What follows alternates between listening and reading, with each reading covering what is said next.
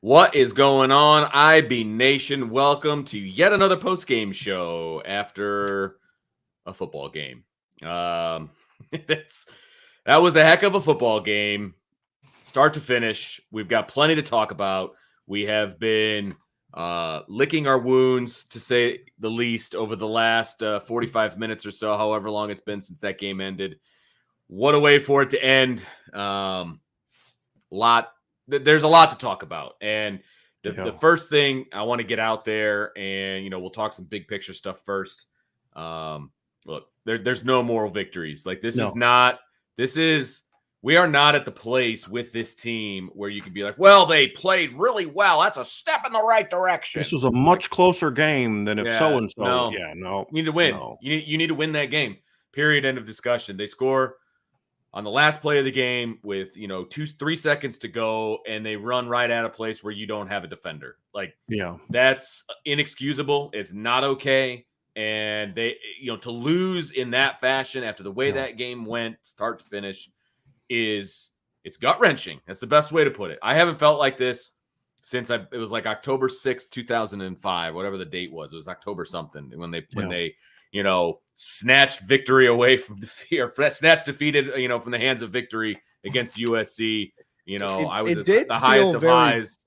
Pushes. It felt really that way, didn't it? Like a lot. Last play of the game, you think you've got it, you think it's a win, and all of a sudden it's not a win. And this is the last time I felt like that. Now, at the end of the day, it's a football game. So everybody needs to take a breath before you say something in the chat that you may or may not regret. I do want to say that. We can have a lively discussion about how this game went, positives, negatives. We can talk about that. That's what we do. That's why we're here. But let's not jump off the Golden Gate Bridge, okay, folks? Be frustrated, guys. Be pissed off. Be grown-ups. Yeah, exactly. Right. Thank you. That's a great way to put it. Vince, here's what it comes down to for me in this game. You talk about moral victories, and look, I thought the Notre Dame kids played their butts off. I thought at times the coaches did some good things, some good calls, but at the end of the day, you didn't do what you needed to do when the games mattered most, and that's what football comes down to. And it's a coaching thing, it's a player thing, it's an everybody thing, right? And that's what it comes down to is, Notre Dame's kids played their butts off, and you want to tip your cap to them. You don't want to just come on here after a gut-wrenching loss and just bash them, because you gave Ohio State a hard game. There's a lot of good things they did in this game, but at the end of the day, I've said it for years, Vince. You've heard me say before, I'm tired of Notre Dame being an almost program. You almost beat Georgia. You almost beat USC in 05. You almost beat so-and-so. You almost beat so-and-so. If this goes right, if this goes different, if you do this, if you do that, boy, they could have won that game. Well, I'm tired of saying that. It's time to win these games. And the frustrating thing for me, Vince, is because for so much of this game, Notre Dame outplayed Ohio State. But when it came down to money time, they weren't able to make those plays. And they didn't make the calls. I mean, it wasn't just not making plays. It was not putting your players in position to be successful. We'll dive into more of that when we get into the specifics of the offense and defense. But the reality is all around when it came down to you're up 14-10, you make that fourth down stop, and the offense and defense both had chances on the next two possessions to win the game, and neither unit could do it. You had chances throughout the game to do things because it never comes down to like one play. It's not just the third 19. That's a big part of it. But it's all the little things that led up to that where you had those missed opportunities. When you play a team like Ohio State, you cannot afford to leave that many points on the field. Yep. Special teams missing a field goal, offense not making the plays they need to make. It was across the board. You can't afford to leave points on the board like that, and they were left on the board because of play calling. They were left on the board because of execution. It's not one of those things where the kids did everything they could. The coaches let them down. There's some stuff coaching wise I don't like, but there's also opportunities where calls are made, and you've got to freaking make that play. You've got to make that block. You got to make that run. You got to make that catch. You got to make that throw. You got to make that tackle. You got to make that freaking field goal. You're 3-7 on the year in field goals. Like, very underwhelming special teams. There was so much of that, right? But and here's the thing, this season's not over yet, right? And we'll dive into that. But that's going to come Monday and Tuesday and Wednesday. Tonight, it's about this particular game. Yep.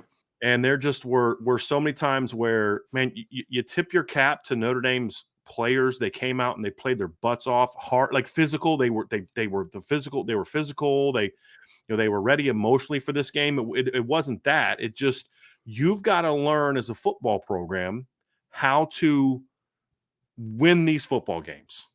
That's what it comes down to. You've got to learn how to win these football games. And until you do, this is where we're going to be. We're going to be in these situations where, boy, you just, they're going to get respect nationally because of how hard they fought against Ohio State. I'm tired of that. Right. I'm tired of getting the tip of the cap from people because you guys played us tougher than we thought. I'm tired of that. It's time to win some of these games. And they had a chance tonight, guys, and they couldn't do it. They couldn't do it. And that's my feelings got broke down to the two separate halves. The first half, it's about Notre Dame had so many opportunities to just kind of take control of that football game and just kind of front run. Like, they had chances. You talk about the missed field goal. You talk about not converting on fourth down in the other territory. I mean, you talk about just kind of not sustaining and finishing drives in the first half. Second half, you come out and you play a lot better offensively. You're finishing drives more consistently than the first half. But then when it came down to the crunch time, in the biggest moments of the game, the money plays that we always kind of talk about, Notre Dame wasn't able to make those plays. Offensively, you weren't able to finish that last drive. You should have. And we'll talk more about that. Defensively, multiple dropped interceptions in the second half. You weren't able to, that last drive, everyone's going to talk about Kyle McCord leading them down, and then the last two plays of the game. Guys, the game should have been over multiple times before that last two-play sequence. Like, we'll talk about them only having 10 players on the field the last two plays. I mean, obviously. But DJ Brown has an interception attempt in that last drive that was a very easy play. Multiple interception attempts throughout the football game. Notre Dame did not make the big plays in the big moments, especially in the second half, and they wasted momentum in the first half, in my opinion. Like, that's kind of how the game was kind of surmised, in my opinion. And it's just a real shame because, to your point, Brian, is that I came out of that, like, there was no moment during that football game where I was like, Notre Dame did not play their butt off, right? Like, they played incredibly hard. They played physical. I thought guys battled, man. Like, I thought Pat Coogan played really well from what I saw him tonight. I loved what I saw from the line. They fought their tails off. They fought. The running backs ran their butts off. It was a tough sledding inside at times, right? Like, Tyleik Williams played a good football game. We knew that their front seven was good, but the running backs ran hard. The offensive line played well. Defensively, for the most part, it was a really good defensive performance. It's just when the game mattered most, you weren't able to make those plays. And that's on the coaches. That's on the players. And it's just unfortunate that Notre Dame had all the chances in the world to beat a really good Ohio State team, and they fell short because they just didn't make enough plays. They didn't make enough plays, and they didn't make enough calls in clutch situations on both sides of the ball. And so, Vince, let's dive into the offense, man. Let's kick things off with that. Let's get into this. Yeah. So, they ended up with over 350 yards of offense. They were very balanced. 175 pass yards, 176 rush yards. But offensively, the first half, you hold Ohio State to 3 points. You've got to put points on the board. Too often, they, stopped on fourth down twice in the first half. You missed the field goal. It's, how many points did they leave? They only had out 3 of the possessions, field? Vince, in the first half. 3 They possessions. had a turnover on downs inside the 20, a missed field goal, 47-yarder, so it wasn't even like that long of a field goal. And then you punt on your third one because you're backed up at your own one because they weren't willing to make that. Sam had a chance to make that tough throw, and then they get into another fourth down. Let's talk play calling wise. So this was a weird game because there were a lot of things I liked in this game coaching wise. I love the way they used the 2-back stuff. I thought they did a nice job. Ohio State was really keying on those downhill Audric runs. So in the second half, they put Jadarian and Jeremiah Love both in the game, let their speed kind of mix things up, and then you bring Audric back in and the hammer starts having a little bit more room. Right. I thought they were leaning on Ohio State in the second half a lot better. Thought the O-line was really starting to get a push in that game. I mean, you ran for 176 yards against Ohio State. You went for 4.5 yards a carry, but all your running backs were 5 or ahead. Audric went 4 for 14 for 70. That was 5 point yards per play. Love and Jadarian Price were both over 7. Right. I mean, but at the end of the day, you couldn't make the play. You couldn't gain the yards you need to yard. And here's the problem that I have. You talk about play calling. So, like, there was a lot of things I liked tonight. I thought, the way that they used the tight ends and good Lord, Mitchell Evans went off in the first half. Yes, he did. And second half too. But, so there were a lot of things I liked to get them in position to where they were moving the ball up and down the field. I mean, down the field on Ohio State. I mean, your first drive of the game, you convert a couple third downs. You have a great catch from Mitchell Evans. You're starting to get a little bit of a lean in the run game. Mitchell makes a couple nice plays. You get into 4th and 1, and you don't get it. I didn't hate the play call, but I didn't like it either. I just kind of feel like you're leaning on him. You're Notre Dame. It's 4th and I didn't think it was a very long one. You just want to kind of see something a little bit. Either give your back the ball and let them grind it, or spread them out and try to crease it or something. I didn't love that. And then the one that really got me, guys, was the second 4th down in the second half. You've got 4th and less than 1, and you try a quarterback sneak. Like you've got the leading rusher in the country that weighs 230 pounds and he's built like a brick truck, and they have yet to stop Jeremiah Love and Jadarian Price or Jabron Payne in the second half. And you went quarterback sneak. Like, that's the thing, is like, yeah, you can praise the play calling that got them to that situation, and there was some good stuff in there. But in that situation, you didn't make it. Just, I'm sorry. And it's not even a hindsight 2020 thing. It's like, yeah, it's kind of hindsight. You should have, but if you're going to stop me, you're going to stop me because you were good enough to beat my lineman and stop Audric or Jadarian or Jeremiah. That's what it's going to come down to for me. And they weren't able to do that. And my frustrating thing, I was curious about you guys, is they weren't very aggressive with their pass stuff in the first half, I didn't think. And there's a couple plays where maybe they had guys deep, but like everything was like quick and short.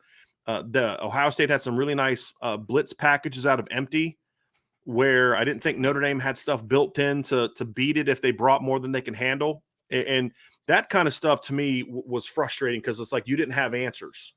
You got to know that when you go empty, Ohio State's going to bring somebody. That's what Jim Knowles does, and they didn't have answers for it. So there was some stuff I liked tonight, guys, but there was a lot that I didn't like. And even within that, Vince, you and I were there, man. There were I thought some windows to make some tough throws in the first half down the field that they've got to be more willing to take. Like the play to Rico, where second half, where people thought they should have thrown the flag. And I'm like, when the ball's that underthrown, it's going to be a little tougher to get that flag called. You got to throw that ball down there. Like, there just were some plays like that where it just fed into the missed opportunities that they needed in this game. And, that was frustrating and disappointing. Yeah. Right.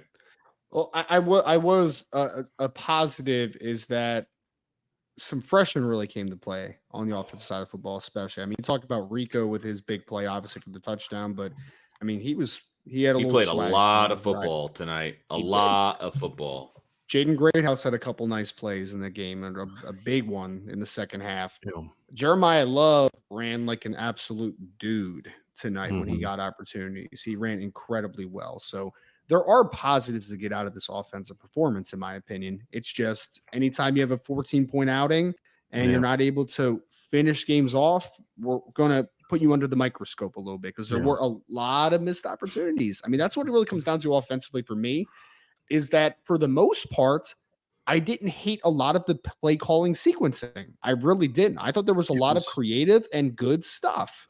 But in the moments that matter most, I always go back to that. The 4th down plays, the short yardage plays, I'm just like, I don't like that call. Yeah. I don't think that is a good decision in that moment.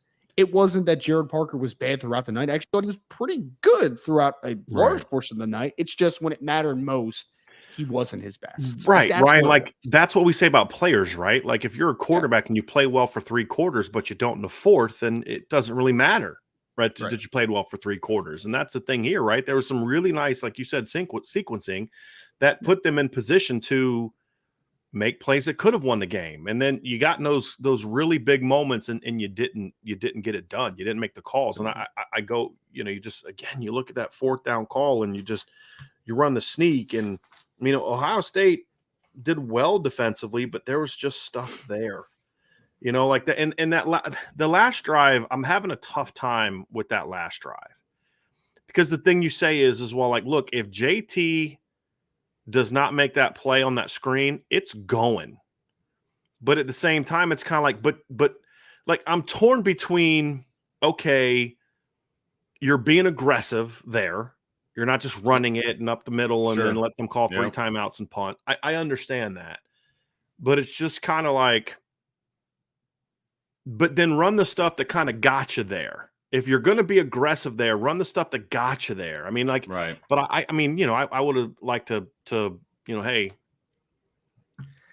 you know what was frustrating about that last drive for me, Brian, is that in theory, I believe that, just common sense wise, probably 3 plays, you probably punt, you probably waste the timeouts, and you run the clock a little bit. But what we had seen is that Aldridge was wearing those dudes down, man. Right.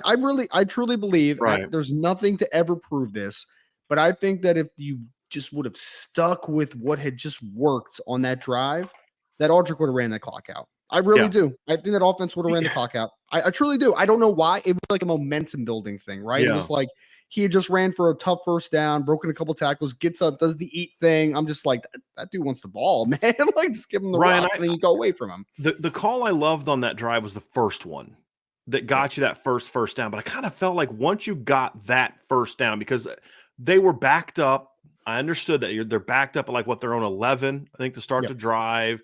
You go 3 and they don't get the first down, and then you're kicking from your own end zone. Like I understand, but once you got that first down, I just feel like it's like start pounding it. Yeah, and they tried to run the ball in that scenario. They tried to run the ball, but it was, as Ryan pointed out in before we started, it was such a slow developing run play that it allowed penetration, and Sam pulled the ball because he was afraid that if he handed it off, they were going to fumble. I mean, or he wasn't going to get a chance to hand it off. Right. It was going to be a muffed exchange. Like mess up the mesh. Yeah, it was going to be a muffed exchange. And so he ate it. He made the right decision to eat it. He did. Right. I just don't like the play call because it was so slow developing, because Ohio State was selling out on the run, because they knew too, as soon as Notre Dame got that first down, they were going to run, and then we were going to run, and they were going to run a little more. Right. And obviously it didn't work out. They were able to call a timeout there, and then you're backed way up. I guess you could run the ball there to keep the clock moving. I leaned over to Sean Stiers and I said, I'm probably going to run the ball here, but if I'm going to throw it, it's going to be a pass play that I know darn well is going to be completed. Yeah. You know what I mean? And their kid just made a really, really good play. I mean, end of the day, that kid made a hell of a play. That kept them in the game. It wasn't the difference in the game, but it kept them in the game, because if Notre Dame completes that, it's a first down at like midfield. Yeah. It's so frustrating though, Vince, because he made a great play, but you also let him make that play, right? Like you ran I hated that play call. I hated it. It was so slow developing on that. The run play or the screen? The run play. The run play I'm talking about, where Hartman had to end up keeping it because he was just going to blow up the mesh. I'm just like, you would just run downhill, quick, physical, and then you're like long developing. That Ohio State's bringing the sink at that point, man. Like, they can't give up another first down. They're going to bring pressure. Hated that play. That was probably the play I hated most in that football game. I absolutely hated it. It. Frustrating. Look, the 21, and they ran 21 personnel. They ran 20 personnel. They ran 32 personnel at one point in time. And I get, like, yes, the stuff that you were doing out of that work, but you had just gotten in 11 personnel, or 12 personnel. You just had run inside zone. You just handed off to Audric. There was nothing cute, and he just ran for 12, just right down their throat.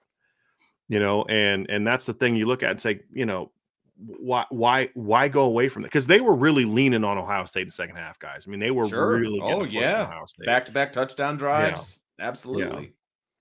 Yeah. And if you want to give the ball to one of those guys in that situation, I get it, but do something that's maybe a buck sweep, an outside zone, something like that. But I didn't understand that call. And you look back and it's, you lost the game, start looking for reasons why, but it's just kind of like you got the horse, man. Run them. Ride them.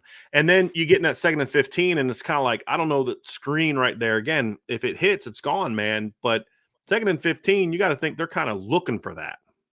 Yeah. And it's just one of those things where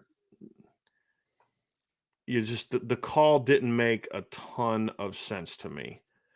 Especially you're coming out of a timeout and they had just used one. It's just, man. But you tip your was cap too to also JT, Ryan, because he did a great job on that play. Oh, JT Tuimoloau had made a big play in one of the biggest moments in the game. There's no doubt. You know what I didn't like about it too, though, Brian, is outside of the screen stuff. You also threw it to the short side of the field, so it's just like that was also an easier play for JT with a little bit of reduced space. You know what I mean? Like, why not run that to the field if that's really what you're trying to do? Because maybe you get that ball out in front of him, and then you have a little bit more increased space and have an opportunity. I just the sequencing of that drive was a backbreaker for Notre Dame, because then you gave Ohio State the ball back, obviously, with over a minute left, enough time. You're under 2 minutes now, so the clock stops with first downs. You still have a timeout in your belt. That was the other frustrating thing, was with that sequencing, throwing the ball in that 2nd and 15 incompletion, that they also were able to keep a timeout under their belt as well. So they didn't even have to use the full 3 timeouts. Right, because they had one left, right? So you run it there. There's the ball snapped at 2:28. Let's say you hand off and don't get it. It's 2nd down. So when you run that 3rd down play, you can run 40 seconds off the clock, after you run the football. And as we saw, Ohio State needed every second they could get at the end of the game.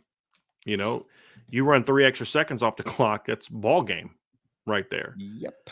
And those are the moments, and Jared Parker's going to look back, and any good coach is going to look back and think of 30 different calls he wish he would have done differently. Oh, of course. Executed differently and all that kind of stuff. And I just felt like, guys, you were there. I mean, and Sam Hartman made some really good throws in this game, and there were some opportunities he missed and all that. But I just felt like you were in that game with that lead because your offensive line was just really working Ohio State in the second half. And it's like, you're a trench team. That was the moment to prove that you're a trench team. And they didn't.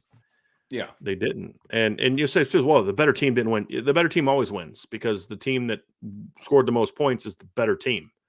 Right. What was frustrating is because, like you said, that Ohio State couldn't stop Notre Dame in the second half. Like, they couldn't. And there were times where it's like, just why did you go away from that? Why did you go away from that? I mean, if the screen works and it goes for 30, we're all like, oh, what a great play call. I mean, I get that, but still, it's just like, you got to play the odds at times, and you got to play the situations. And in that situation, guys, it just And I mean, the last 2 touchdown drives in the second half. I mean, they threw the ball 6 times total in that, and he was 5. Hartman was 5 for 6 on those 2 touchdown drives. So what does that mean that they were doing? Running the ball effectively. You know what I mean? And when they had to throw the ball, he threw it, right? And they threw it once on first down. They threw it on 3rd down and 5, completed for 6. They threw it on 2nd and 8, completed for 15, right? Then they score a touchdown. The next drive, it is 2nd and 7. They complete it for 28. 3rd and 10, complete for 25. And then 2nd and goal, you throw the touchdown pass. Like, the last 2 drives, that's who Sam Hartman is, right? I mean, yes, he missed a few things earlier in the game. There's no doubt about it. But he had a running game he was able to lean on. And when they needed big money plays in the passing game, he gave it to them. And they went away from that formula on that last drive that could have put this game away. And that's the most frustrating thing for me, because, you can say, oh, we got this great quarterback and he's not making the plays. No, he made plays today. Right. And Ohio State did a good job of taking away the deep ball. And they did. Right. I mean, at times, I didn't think they did enough to go there, Vince, because, like you said, Ohio State was playing deep, right? They were playing to protect the deep ball. Correct. My thing is, then there's stuff you do use that to then open up some other things in the intermediates and some other opportunities. And that was kind of the thing for me is, just the personnel, the fact that they used Rico and Jaden Greathouse so much. Well, why are you using them so much? Because those are your short to intermediate guys. Right. Right. And it's like, okay, well then you've taken away your deep ball opportunities. And that was an interesting. I mean, those kids played their butts off. Don't get me wrong, but Sure. Chris Tyree had a big play early too. It's like, where are you using him go? in the second half to try to use him? Why are you running jet sweeps to Jaden Thomas and Jaden Greathouse and not him? Yeah.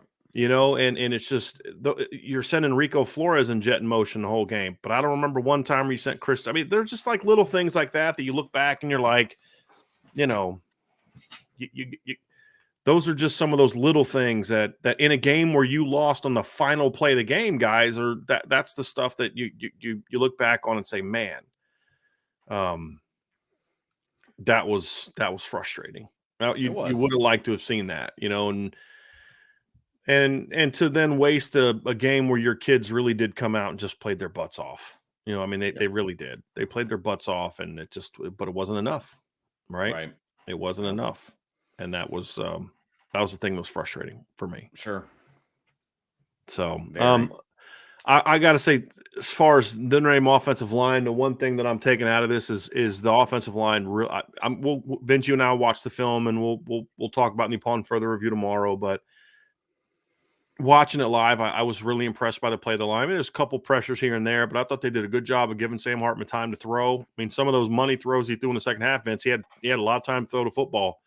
They did a really nice job with just the pocket, like a true pocket on some of those throws where he was able to step into the pocket and get that ball off to Mitchell Evans up the seam and get some of those throws off. I thought they leaned on Ohio State in the second half, ran the ball really well in the second half. I mean, they ended up with 176 rushing, Vince. Let me go up and look at their halftime.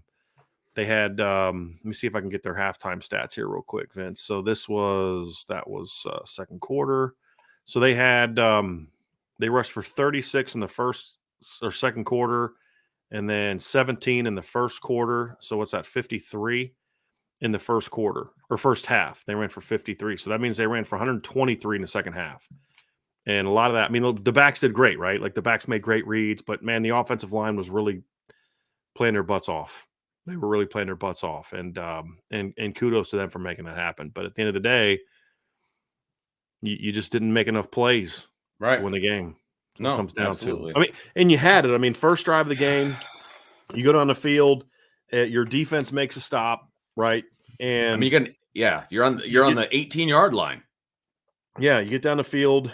And I didn't mind going for it there. I didn't. I mean, look, you're Notre Dame. Looking back, that's a hindsight thing that I'm not going to criticize them for because I didn't have a problem with it at the time. And me, Vince, I don't like criticizing someone for things that at the time I didn't think were bad calls. I get it. Right. You're trying to establish something. You're trying to say, hey, we're Notre Dame. We're gonna. But then if you're gonna go for it there, then what are you trying to establish? Go behind that. If Ohio State's good enough to stop you there on 4th and 1 behind your offensive line with Audric Estime, then tip of the cap to them. Right. And so, I didn't love that. I felt it was kind of telegraphed. I mean, you kind of saw the play action coming as soon as they snapped the ball, you're like, this is a pass, but missed opportunity. Second drive of the game, you get down in field goal range and you get first play, 12 yards, 10 yards, 5 yards, and then it stalls out.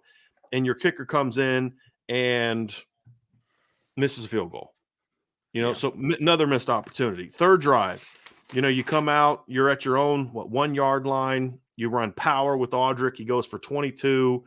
And again, then, the drive kind of stalls out a little bit and you punt. Right. And that was the play that I thought that I really would have liked to have seen Sam throw that corner route on that snag concept. I would have liked to see him take that shot on that corner route. That was the one play where I thought he had that chance. And then Ohio State goes down the field and gets their field goal and it's halftime. And then you come out the second half, you drive down the field, it's 4th and less than a yard, and you run a quarterback sneak where he's looking for a crease. It's like if you're going to run a quarterback sneak, fine. Just get behind your big boys and just ride them.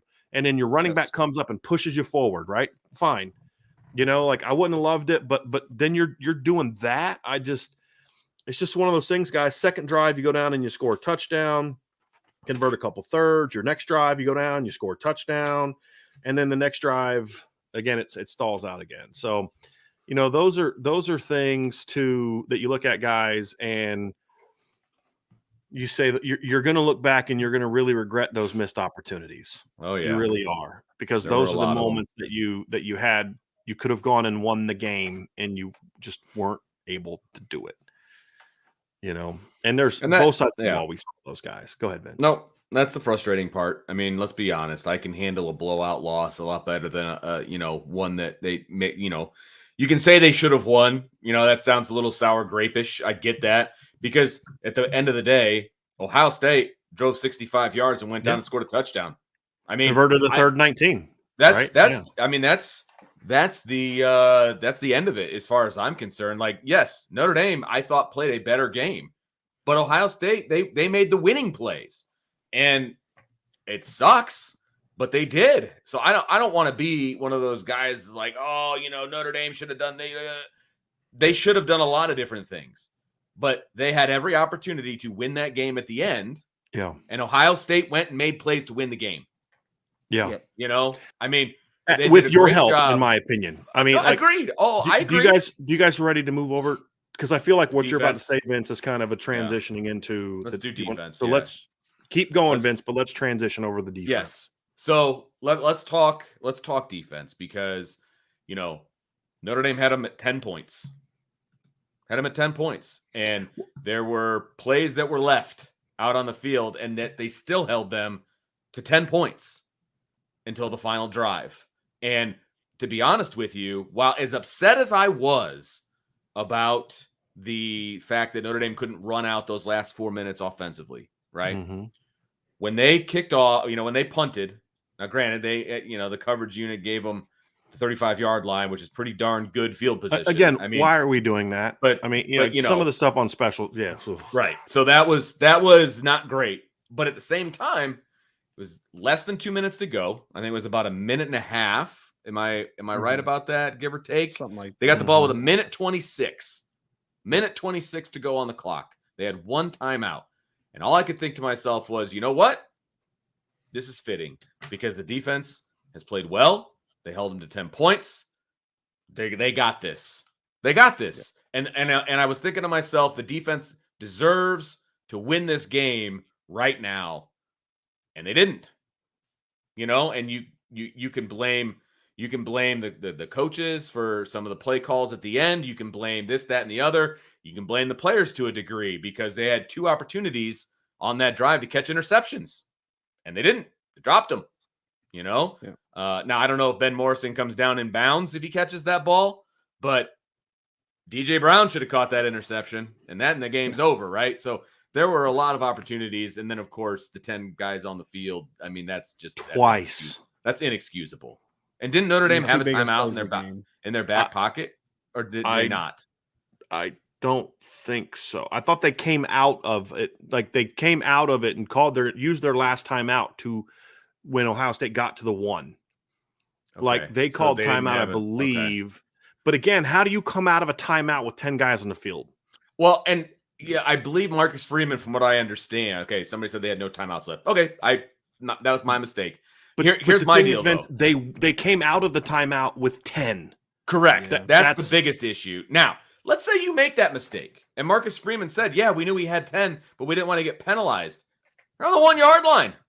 Oh my gosh! Yeah. It's a 1.5-foot penalty, in my opinion. I'd rather have 11 on the field. Mm-hmm. You know what I mean? Like, take the penalty. Take the penalty. Yeah. Yeah. Yep. I'll say this, like, part of me, there's some things I'm going to complain about when it comes to Al Golden here, but I feel like there's a lot of good things that he did today. I mean, if it's like last year, guys, what did we say earlier in the week? And I was proven wrong on it. I said, if Al Golden does to Ohio State what he did last year, Notre Dame wins this game. And they were even better than they were against Ohio State last year. Fewer points, fewer yards, fewer yards per play. And at the end of the day, we're kind of back to where we've always been, and that's the frustrating thing, because this offense still looks so much better, is to where in the big moments your offense can't score enough points to win a football game. Right. But I just want to say this to begin with. When you hold a team to 17 points, like Ohio State to 17 points, you got to win the football game. You got to win the football game. But at the same time, this isn't taking any pressure off the offense because the offense didn't do enough to win. But you still had the ball and you still were on the field in the fourth quarter with a lead, and if you stop them, you win. It's like the Stanford game last year, right? They played much better than they did against Stanford. But I'm making the point, like, yeah, your offense sucked, but your offense also gave you the ball gave you a lead in the fourth quarter that you immediately, you went and lost. And when it comes down to it, it's like you've got to make those plays. And so I can praise you for the first 58 minutes, but in the last two, you didn't put your team in position to win. And this is where it was like he did make one great call in that last drive where they were running a seam and he robbed DJ down and he just runs him right underneath the route. And I mean, it's like, right there. Dude, make the play. Right. So we're going to criticize the coaching, but when you make a call that gets your safety where the ball's just right in his hands and he doesn't make the play, it's like, it's at some point in time, you're like, guys, we got to make these plays. Yeah, we got to make these plays. Brian, I mean, sorry to cut you off, but like that's good, my man. biggest thing with it. That's what my biggest thing with the game tonight is like, yes, there was a lot of things Al Golden. There were things that Al Golden did tonight and the defensive staff did tonight that I was not in favor of, right? Like there were several things, but guys, there was a lot of plays tonight where defensive were in positions they didn't make plays. I mean, that's really where we are. I mean, that 61-yard touchdown after the fourth down sneak, like you're in position to make that play. Xavier Watson lifts on the tackle, working to the sideline, and Trayvon Henderson takes that one. DJ Brown should have had a game-clinching interception on that last drive of the game. Defensive players were in position to make the plays, and at the end of the day, coaches can only put players in position to be successful. And there was a lot of times where there were players that were in positions to make plays and they didn't make it. So this is not just the Al Golden thing. Right. I see people in the chat because, we're all hating on Al Golden. Al Golden did a lot of good things tonight. Did he do some things that you definitely want to improve on and you want it back? Yes, absolutely. Yeah. There was nothing there, right? But at the end of it, though, is that there were several times where players just didn't make plays. Yeah. And that's not a coaching issue. And it's not even like making a play like, Marvin Harrison beat you one-on-one and he's just a great player. You tip your cap. It's not that. Right. It's because I thought the outside corners played phenomenal. I mean, they were tremendous tonight. But it's like you said, a ball hits you right in the hands and you've got to pick it off. I mean, you've got to make that play. You're in space, the call's made, you're down there and you miss the tackle. You bad run fits, things like that. And it's like, and that was just frustrating. The first third down of the game, they drop 8 and nobody covers the tight end. What are we doing? What are we doing here? You got a chance to go 3 and out first drive of the game, Ohio State deep in their own territory, and you turn it loose. And then the thing that I hated is I'm watching this 3rd and 19, Vince, and you remember what as soon as they lined up, what did I looked at you and I was like, oh, they were too soft. I don't like this. Yeah. That's exactly what you said to me. They're too soft. They got time for 2 plays. Ohio State does, right? It's 3rd and 19. It's 15 seconds left. I believe they're out of timeouts. They've got it. They got a chance to make a play and then line up and run another one, right? But to me, it's like I'm not letting them get that kind of release. I mean, you're lined up. You got 3 down. You got 1 linebacker 5 yards off the ball. Everybody else is deeper, and it's like you're giving them way too much ground. And what had got you in that situation in that game? It was being aggressive with your coverage, coming after them because the pressures didn't do a good job of getting home, but I thought they did enough to keep Kyle McCord from being comfortable. Where he wasn't comfortable stepping into the pocket and making some of those plays and he was missing throws. And every time you got beat, again, this is a bit of a hyperbolic statement, Ryan, but I felt like every time you got beat, it's because you went off. You let them get clean releases and free releases. And, because what did they do every time they needed a play? They went up the seam, whether it was a seam or a slant or some play over the seam, or they ran it over or a cross route. Yeah. And that it's like they knew when they needed plays, they had stuff they could dial up, and Notre Dame was just never able to make answers in those kind of questions, in those type of situations. And that what it boils down to is like you say, hey, defense did a great job, and you only get up 17 points, and it's like, yeah, but you all you had to do was keep them from getting 65 yards. If they can get 64, and you're okay. You can't get 65. And then to lose the game the way that you did because you allowed them to convert to 3rd 19, and then you get a timeout and you come out of the timeout and you don't have the right personnel on the field. Like, that's 1,000 times worse than when you come out of a timeout and get a false start. Like, to me. Like, the game is on the line. They got 1 yard to go. The game is on the line. You've got to make 2 stops, Vince. 2 stops. And you come out of the timeout and you don't have the right personnel on the field. I'm looking at it now. Not just the right personnel. Like, it could have been the wrong call. You still only have 10 guys. Yeah. Like, and it's even more frustrating because everyone's just going to point it out Golden, and of course he's the defensive coordinator, so like that's his obligation, right?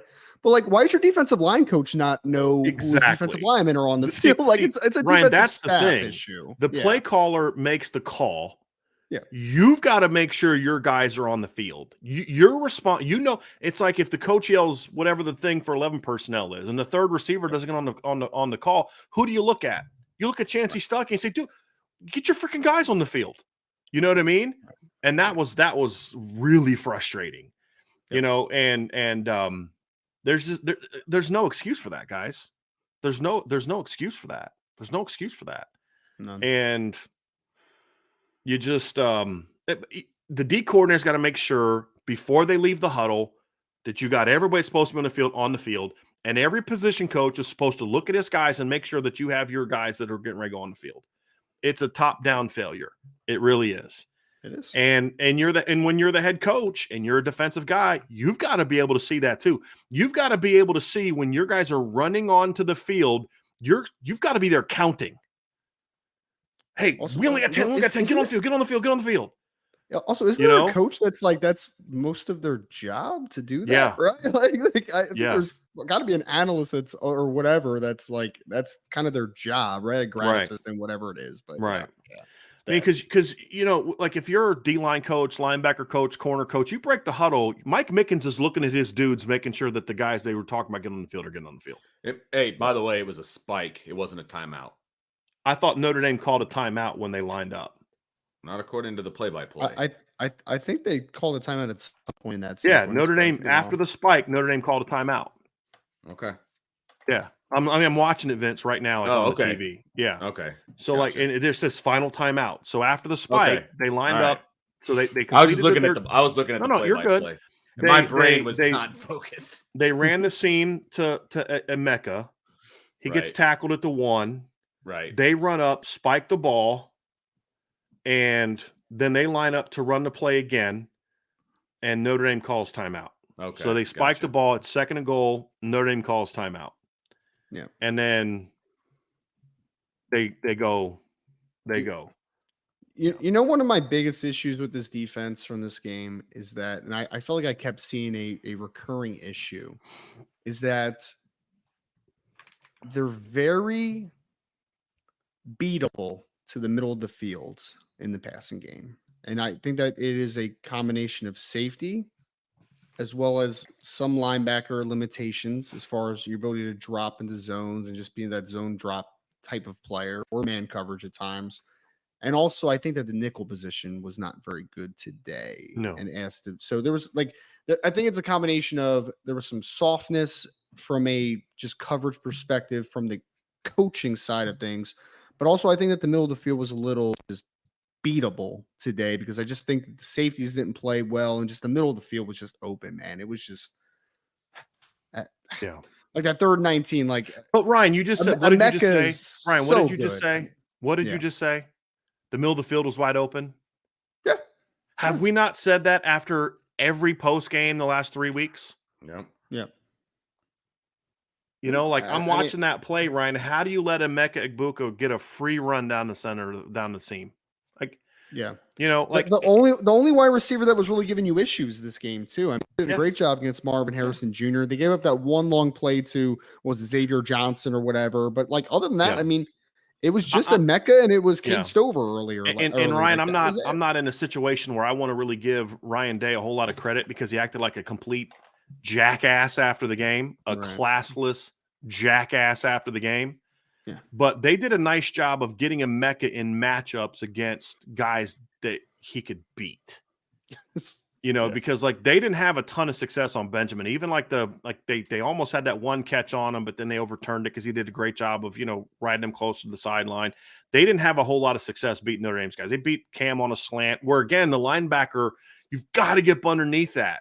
Like he was got to running get drops. He was running backward. Like he had his back to the quarterback. It was Marist, and he was getting to his drop, but he got to his drop. He turned his back to the quarterback and was like, you can't, that's not how you get into a drop. I mean, look, Ryan, you're a linebacker. Did you ever just turn your back and run to your spot? Like that's not, you've got to have your eyes on the offense, man. Like he didn't diagnose well enough. I mean, your trigger step is supposed to be a 6-inch step, and that's your read step, right? I mean, he took like several steps forward, and then he's late to his drop.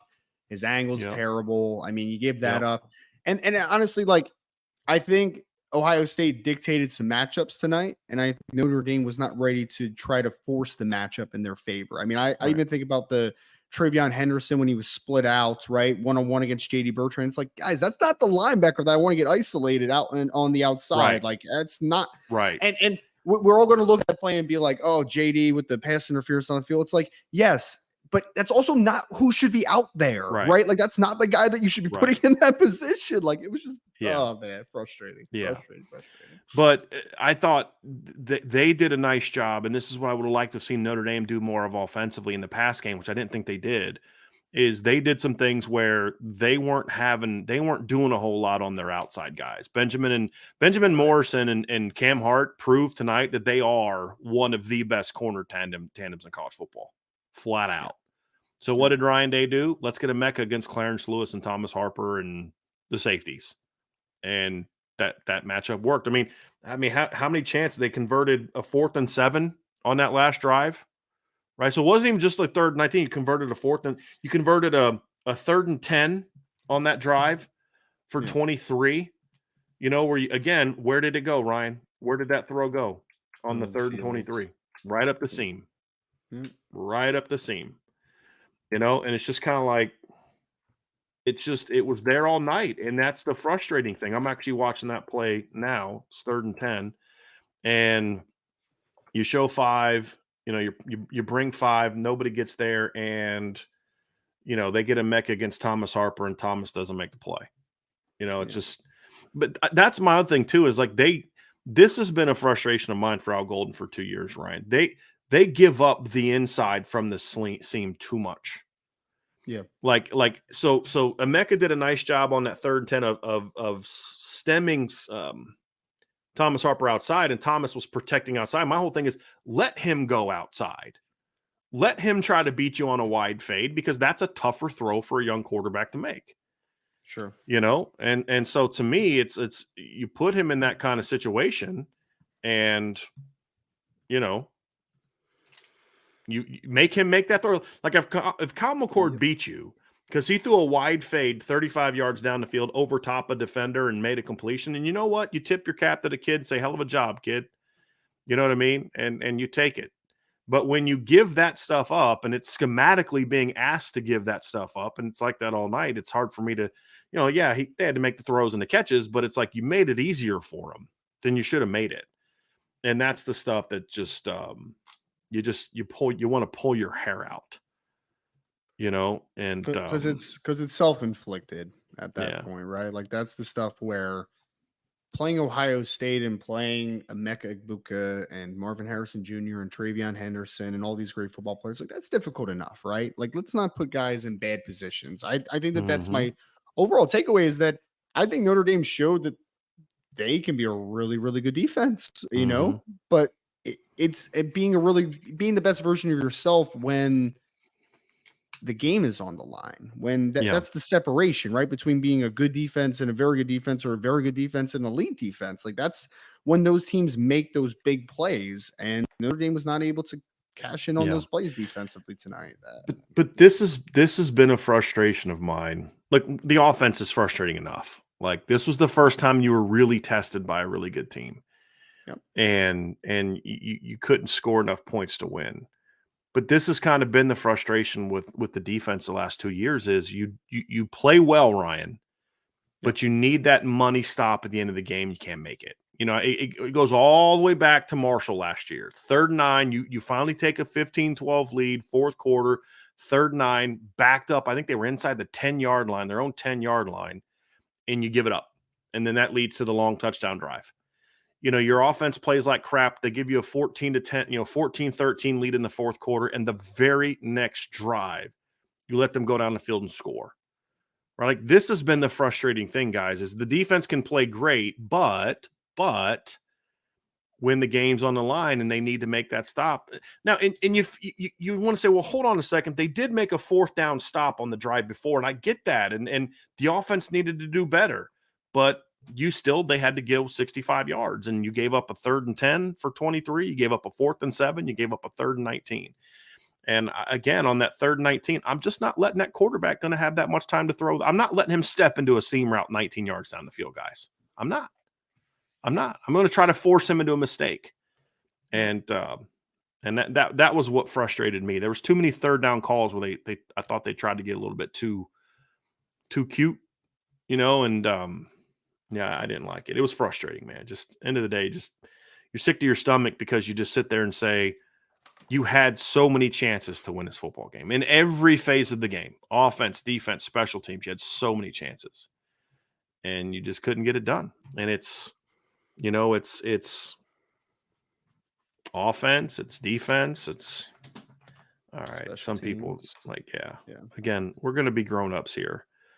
Anyone that's going to sit there and say that Notre Dame was soft tonight, you're clowning yourself. You didn't watch the game. No. You didn't watch the game. They didn't make the plays they needed to make to win. But they're not soft. Correct. Come they played on. physical all night. That wasn't the problem. Right.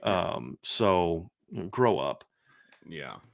But at the end of the day, guys, in order to become that team, you've got to make those plays, and we're still here, right? And like we're not. Has Marcus Freeman improved the excuses. program in a lot of ways? Yes, he's improved the program in a lot of ways. But Yeah. I don't want to hear the well, Brian Kelly's team would have got spanked in this game.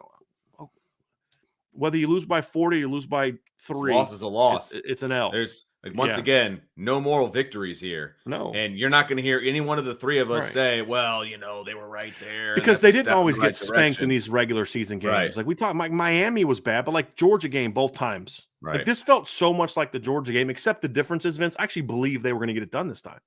Sure. Yeah. Where against Georgia in 2019, I was like, nah, they're not going to make the plays. But this time I really felt like, okay. And then once they stopped him on 4th down, which was one of the worst play calls of the game, by the way, that jet sweep on 4th down, like what the hell was that? That was Notre bad. Dame played it great. But you just felt like they had those opportunities to win the game. And I'm just tired of that not happening. And that's what's getting to me about this game.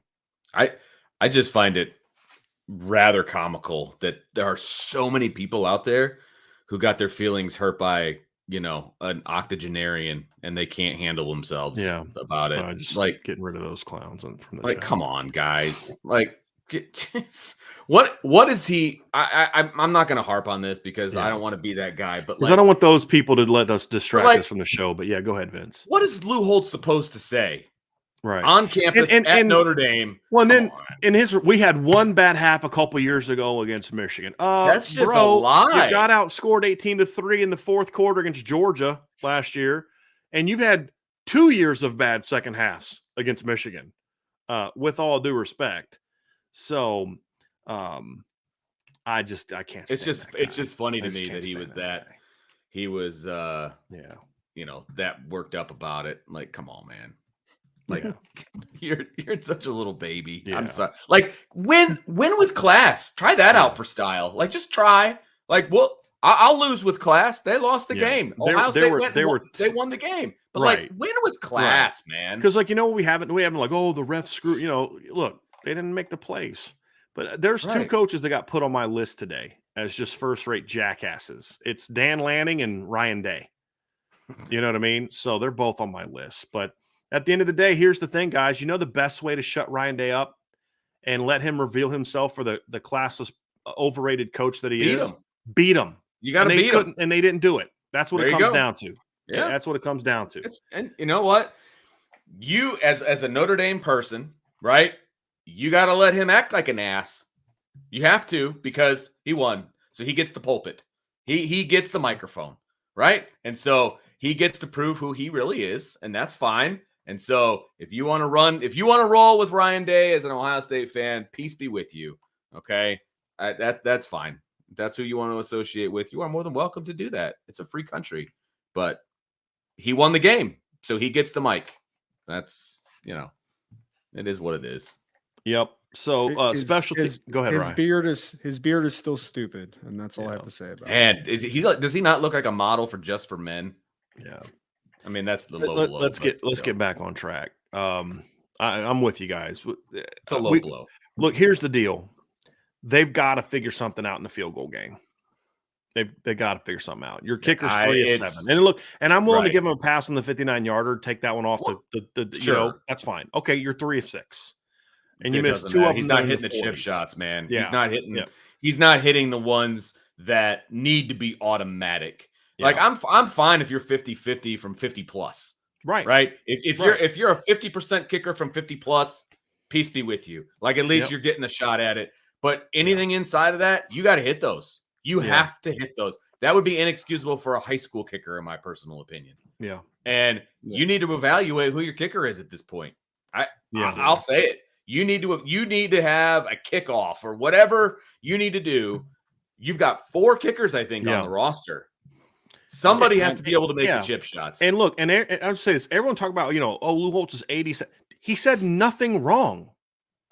No. Like, have you watched Ohio State in these big games? Did they look physical to you when they couldn't run the football on Georgia last year? When Michigan beat their ass the last 2 years, did they look like a physical football team to you? No. So I thought they played hard tonight, but Notre Dame pushed them around, in my opinion, on offense. They pushed them around on offense. They couldn't make the plays on the perimeter, and then they had some questionable calls. But what he said was not wrong. That's the reason Ohio State has not won a championship under Ryan Day, despite having loaded teams. Because when push comes to shove against the better team, why did they lose to Oregon 2 years ago? Okay, Mister, we had one bad half. Do I need to pop the Oregon film in again 2 years ago when Travis Dye went off on you? Do we need to be reminded of that game from 2 years ago? So with all due respect, that reputation is earned. Now, I thought tonight they battled, but I remember watching, and I'll say this, Ryan, what would Minnesota's rushing yards have looked like in the opener for that year if Muhammad Ibrahim doesn't get hurt in the third quarter? Because, I mean, it's just like, grow up. Because what he said is earned. It's earned.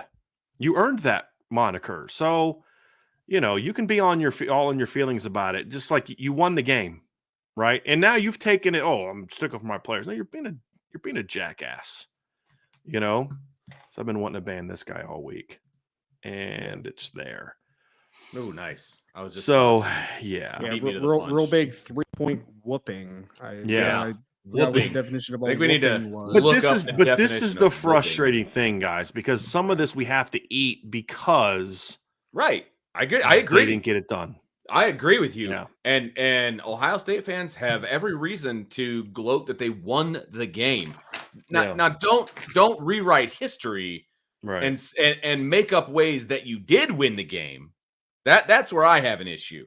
Look, you won the game. You deserve to be, walking around with your chest puffed out and excited and all of that. You won the game in a hostile environment. It's about as hostile as Notre Dame Stadium is going to get, right? You won the game. Congratulations. That's awesome for you. But, don't pretend like you kicked Notre Dame's butt up and down the field. Right. You literally won on the last play of the game. Right. Let's call it what it is. You won. But come on, it was a pretty evenly matched game at the end of the day. Again, not a moral victory. Notre Dame needs to win that game, and they didn't. Ohio State won the game. But let's not make things up and say things happened that didn't happen. That's all. But again, they can come in here and spew stupidity because at the end of the day, Notre Dame didn't do what they needed to do to win it. Agreed. And that's where we're at, right? Like circle back, we've complained about the idiots that are in the chat and all that kind of stuff. But here's the reality of it, fellas, is you had it. This is what we said coming in the show. You want to shut people up, you got to start winning these games.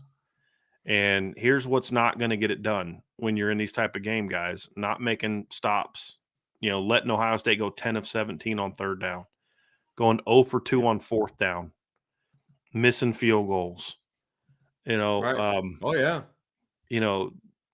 Getting stopped on fourth down and here it's like you leaned on them all night, and then the two plays where you get 4th and 1, you run your quarterback who's, look, if you had Brandon Wimbush or Malik Zaire or Sean Kaiser or Deuce Knight in a couple of years, or even CJ Carr, okay, cool. I mean, I get it, but like you're not putting Sam Hartman in that kind of position to make those plays either. And that's what it comes down to. You could have shut them up tonight, and you didn't. Right. And that's really what it comes down to. Yep. And and I felt like just offensively, they just kind of went away, I thought, from what got them here. That was kind of my frustration. Sure. Being aggressive, taking shots down the field, that you went away from what got you here. And that was a little disappointing for me. Yep. A little disappointing. You'll get your chance to bounce back next week, but at the end of the day, you had your chances tonight. You needed this one. You needed this one. And look, there's lessons that'll be learned, and we'll talk about those during the week that you can apply and get better for beating Duke or trying to beat Duke. That's not going to be an easy game next week.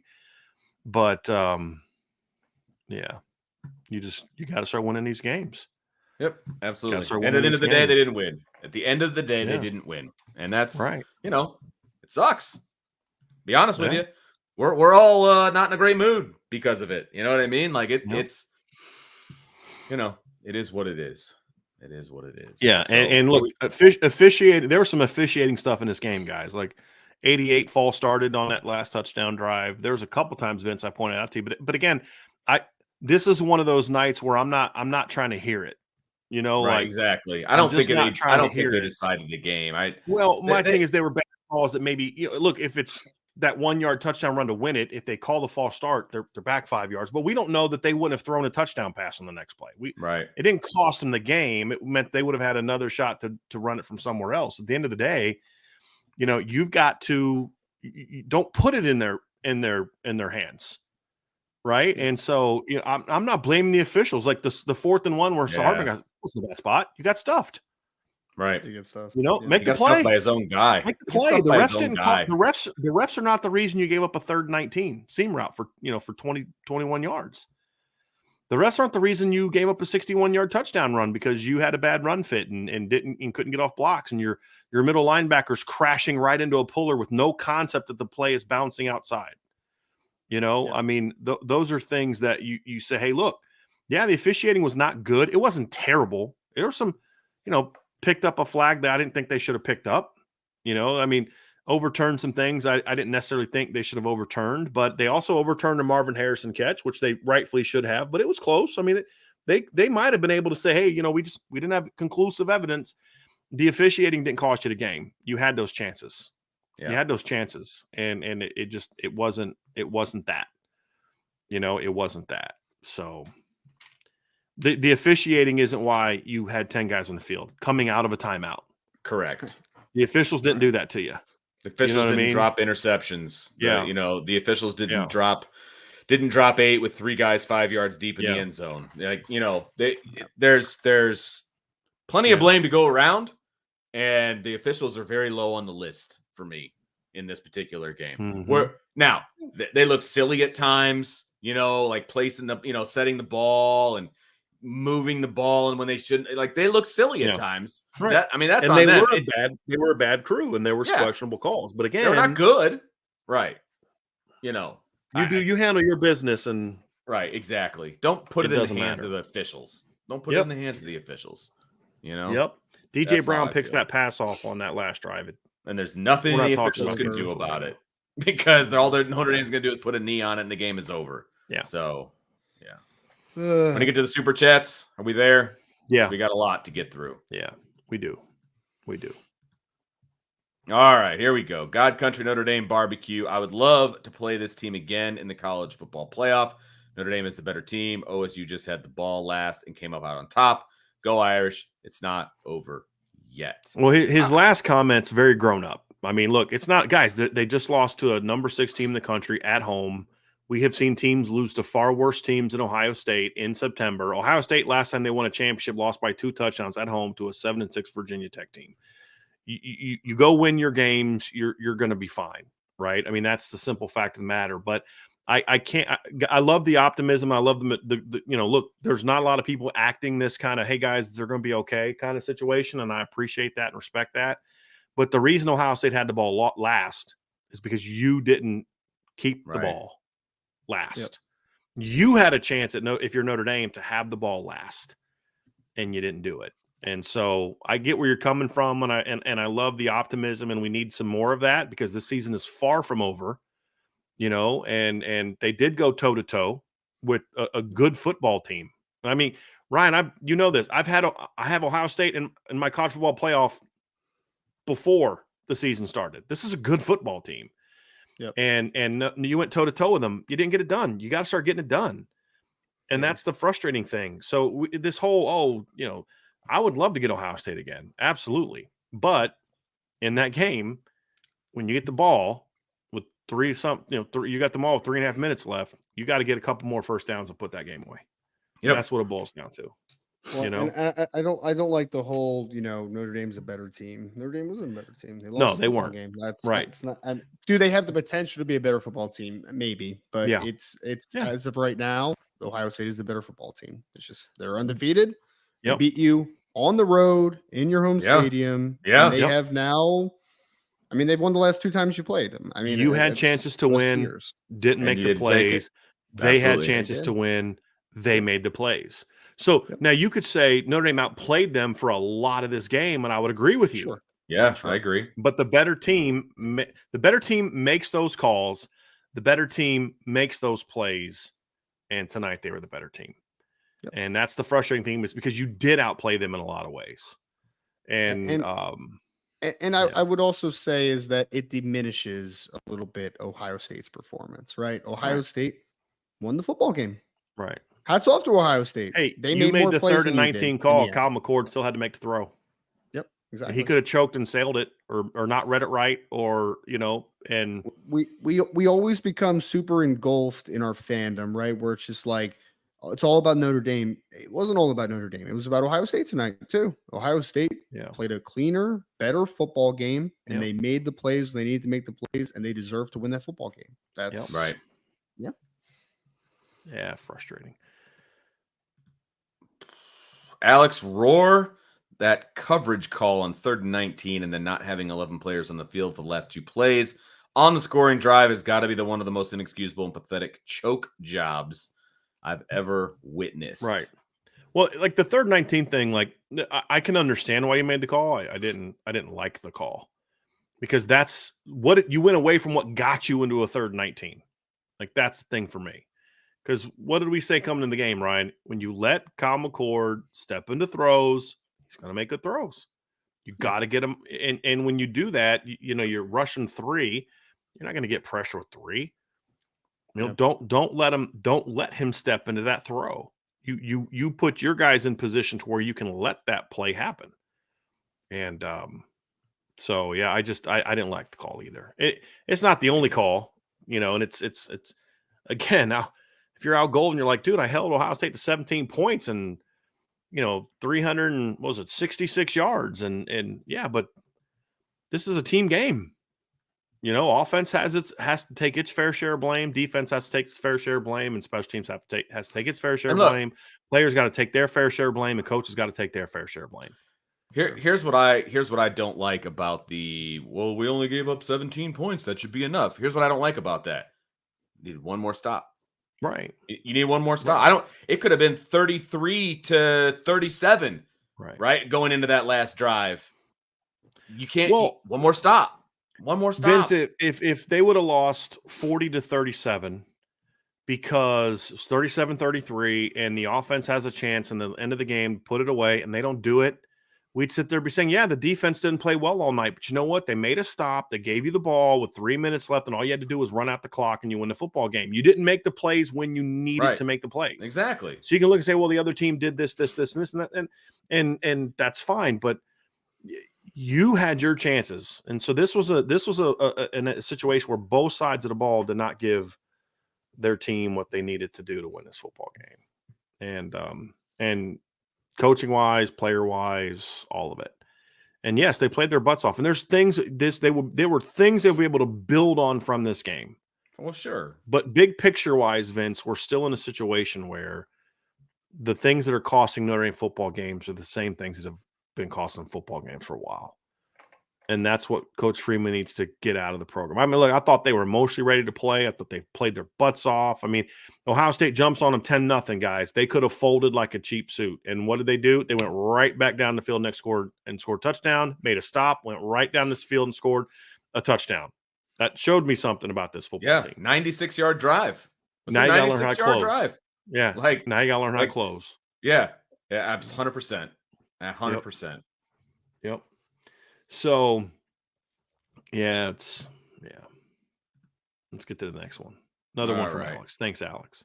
Yeah, thanks, Alex. Also, why bring in Sam Hartman when you're just going to have the same conservative dink and dunk passing game plan from last year? They finally opened it up a bit in the second half, but still, I don't know that I agree with that, to be honest with you. To a degree, I do, Vince. I mean, to a degree, because I understand what you're saying. Ohio State was doing some stuff over the top. Ohio State was doing some things where they were showing pressure, like dropping dudes underneath routes. And I thought Notre Dame did a nice job of avoiding throwing into those situations. But I just felt like, so like the stuff we saw in the second half, we didn't see as much of in the first half. And I think we should have. To your point, back to the beginning, Vince, is where, your defense held them to 3 points in the first half. You've got to do more offensively to take advantage of that. And that's kind of what I'm saying too, is if you'd have been a little bit more, because when did the offense start opening things up and making some of those plays? It's when they fell behind 10-0. Right. Yeah. And then they had to be a little bit more aggressive and go make some plays. And that's kind of where I'm coming from. It's I want to see you make some more of those plays offensively. I don't know, Ryan, what were your thoughts on that? We've talked a lot about what that aspect of it.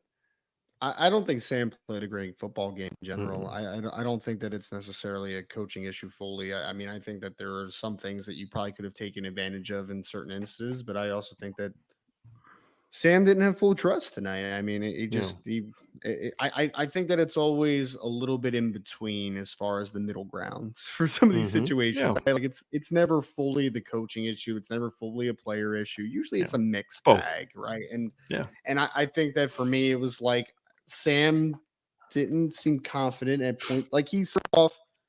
He was confident early and he was efficient early. And then there was a point where it was just a little bit of a struggle. And I just felt like he never fully got out of it, if that makes sense. It just kind of was a little bit of a struggle the rest of the night. So I just think it was just not a great passing night. I also think that, I'm going to watch the L22 film on this, obviously, but didn't seem like there was a lot of guys open at times either, man. It looks like some guys were blanketed a little bit. So, there was some times where there were some open guys that he missed.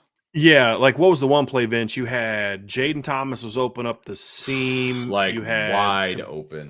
No, it wasn't Jaden Thomas. It was it was. It was 83. Was it, who? Yes, there was a 100%. hitch and a seam open, and I'm trying to remember who ran the hitch. Was it Tobias that ran the hitch? Thomas was open over the middle.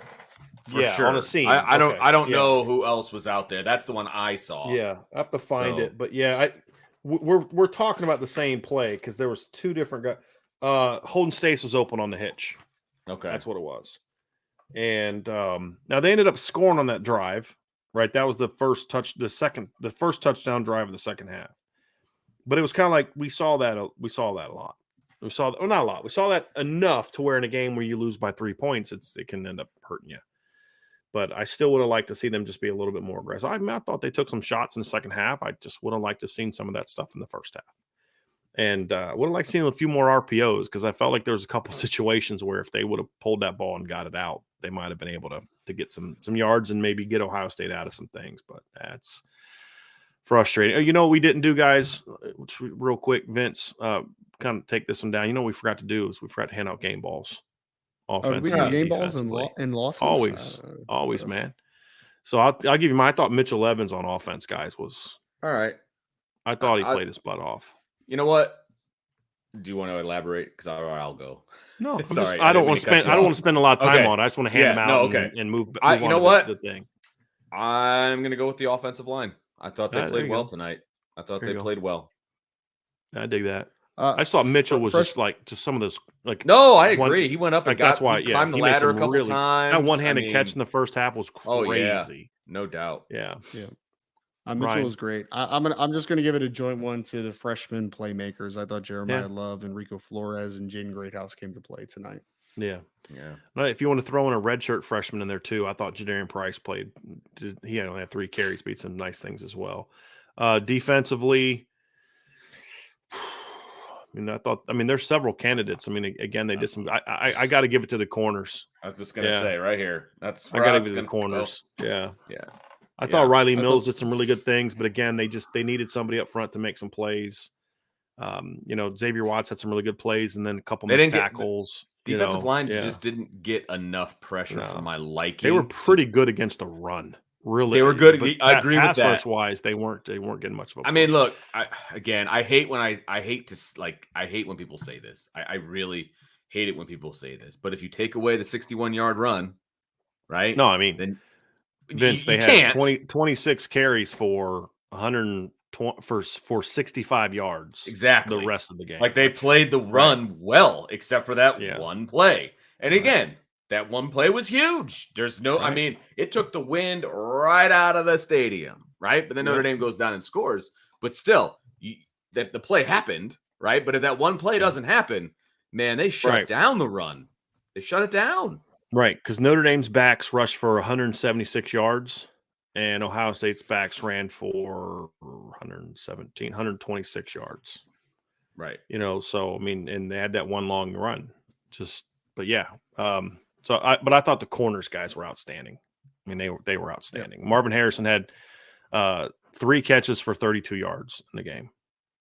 And Emeka had 7 catches for 96 yards. He was pretty good tonight. But when you go back and watch the film, you're going to find that not many, if any, of those catches were on Benjamin Morrison or Cam Hart. They were all up the seams or on crossers and overs where he was beating Clarence Lewis and Thomas Harper and guys like that. They weren't on the outside. I thought the outside corners. And that's one thing I will give Al Golden a lot of credit for is he let his outside corners be dudes tonight. He let them – we're going to trust you guys to play on an island and play. Well, I think Marvin beat Cam on a slant. That's about it, but that was a great matchup. That was excellent players on both sides of the ball battling each other. That was fun to watch. I just look, win or lose, guys. We still gotta do what we do. But yeah, I'm sorry for forgetting those things.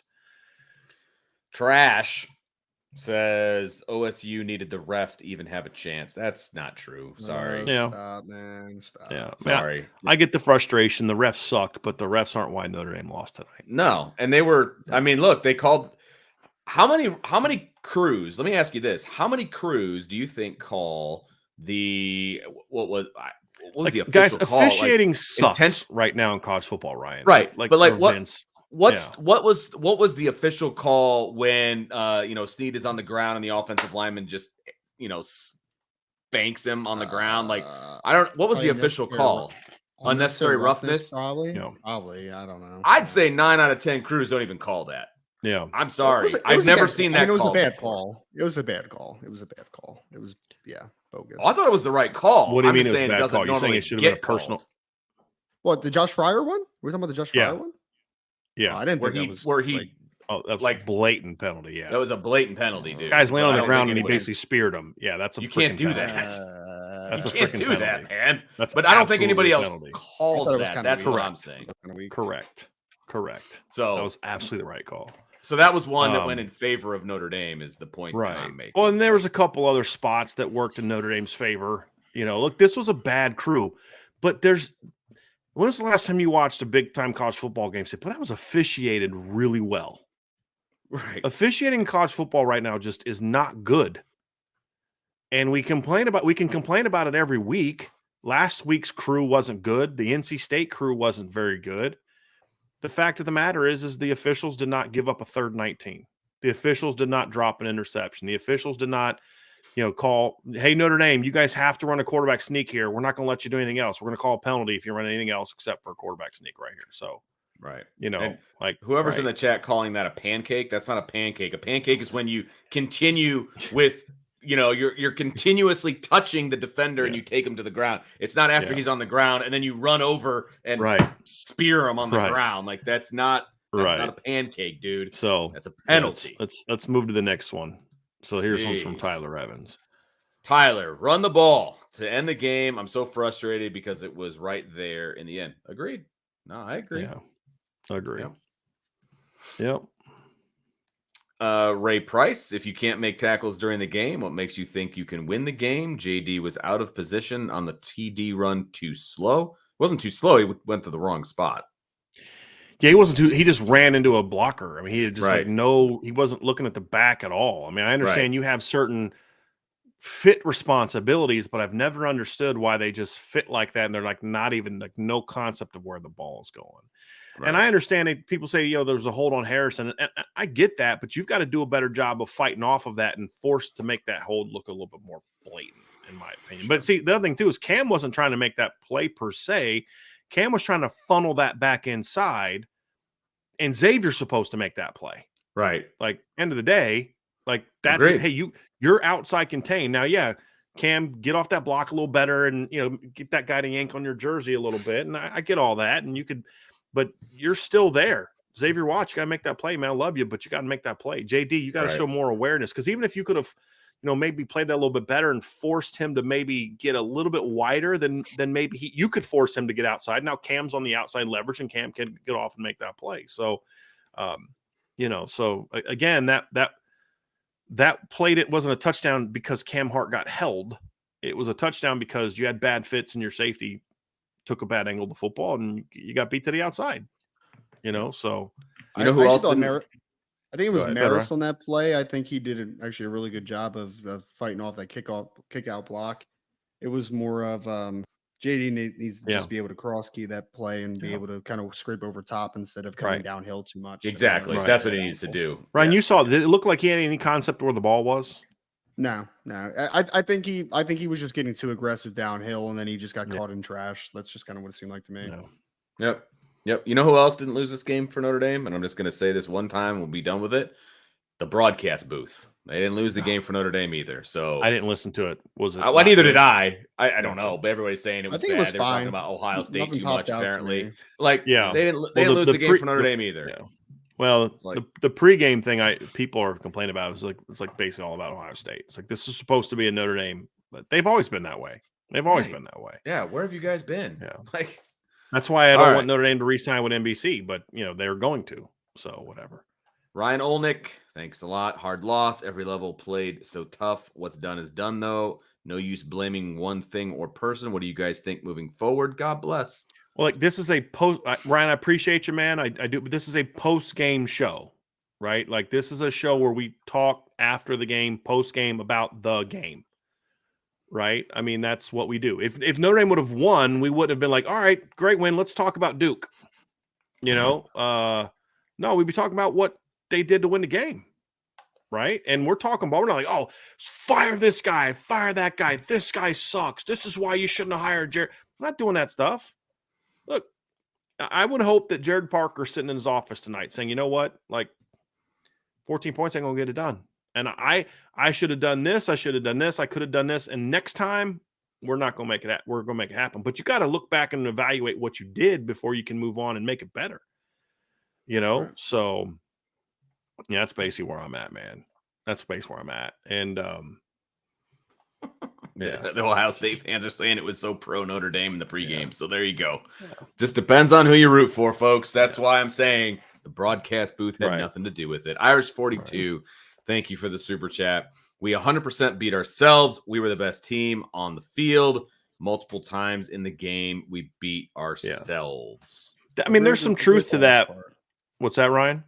I just said I agree with the last part that you beat yourselves a lot, but you weren't the best team on the field. You lost. Right. They didn't 100% beat themselves. I mean, at some point in time, there are plays you gotta look at and say, JT, great play, man. Way to sniff out that screen. Because again, if he doesn't sniff out that screen, the sucker's going. I'm just not sure he's the guy that I would want to run a screen at. I mean, go watch the Penn State game last year. I'm not sure he's the guy you want to run a screen at. You know what I mean? But, I mean, Kyle McCord still has to make that throw on 3rd and 19. You still got to make that throw. He still got to make that throw on 4th and 7. He made a lot of clutch throws. Yeah. I'll give him a lot of credit. Yes, some of his guys were wide open, but he made a lot of clutch throws and some cluch moments.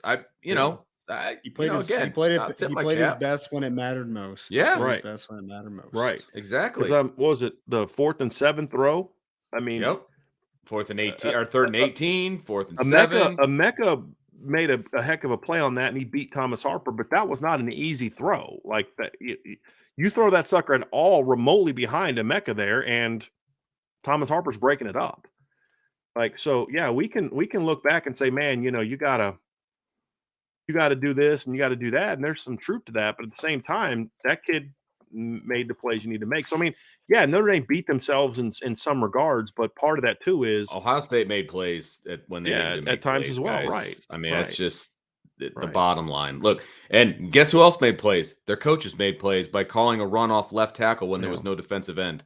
They somebody in the stadium saw that there was no defensive end, and that's why Ohio State ran right there. Yeah.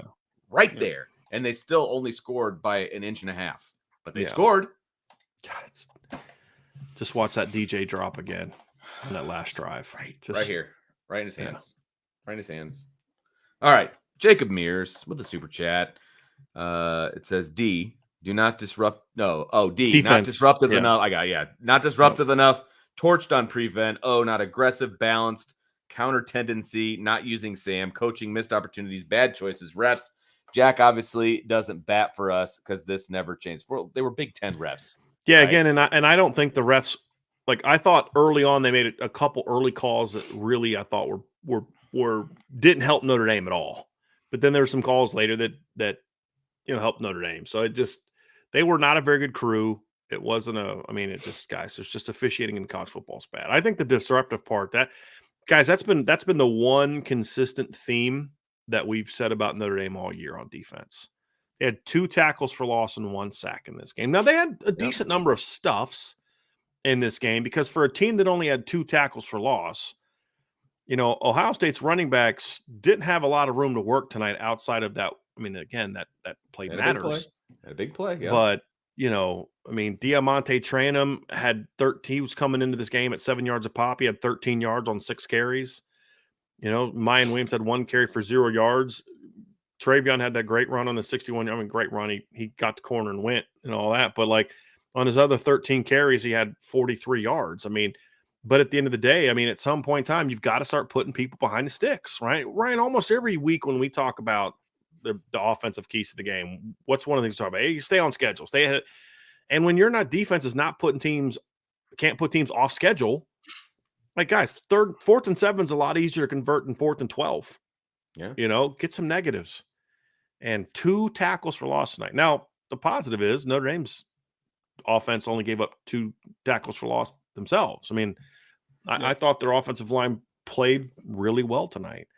But they've got to be a more disruptive football team. And this is something we complained about against Central Michigan last week. So I don't know why we would have expected something different this week against Ohio State. But it needs to get fixed some way, some shape or form. Offensively, we talked a lot about that kind of stuff. So we've kind of dove into all that. But I appreciate the super chat, man. Relicu, never forget thy fall, O Icarus of the fearless flight, for the greatest tragedy of them all is never to feel the burning light, from Oscar Wilde. Yeah, this is what I love about our chat, man. We got Oscar Wilde quotes in our post game show. They flew real close to the sun, and it didn't work out too well in the end, unfortunately. No doubt. You got to go close to the sun, though, Vince, to know that you can't go to the sun. You know what I mean? That's what they tell me. Yeah, that's what they tell me. All right. Benjamin Morrison's. I'm sorry, I'm just watching the replay of the game, and I was going to say, a flipping dude. Yeah, well, we knew that. Yeah. Do you think he comes down inbounds on that on the last possession? Or are you not even there? Yeah, I didn't think so either. No. I mean, hit him in the stomach. I would have loved him to come down with it, but Yeah, I don't think he comes in bounds with it. That way we could have had at least another review. That's not one that I count as a missed interception opportunity. Okay, fair enough. Yeah. I was just curious. All right, Rob Titoff, thank you so much. Heartbroken, tired of losing these. Agreed. Amen, dude. Me too. Amen, Rob. I'm with you, buddy. Me too. Eventually, I would love to say that Notre Dame is going to turn the corner, and that's not going to be the case anymore, but we still got to see it. Yeah. Next super chat's from one of the Ohio State fans that's been in our chat for months. Oh, okay. Good Mike dude. Marino. Yeah. Mike's so thank you for the big super chat, man. Yeah. Thanks a lot. Appreciate it very much. This is a good game, a great game, y'all. Your season isn't over yet. Hope you win out. Also, can you guys stop injuring our best wide receiver, even if it isn't intentional? Look, man, when he came back, dude, it looked bad. It looked I can't believe he came back in. Really bad. And I don't know how much they showed on the TV broadcast, but he got rolled up on.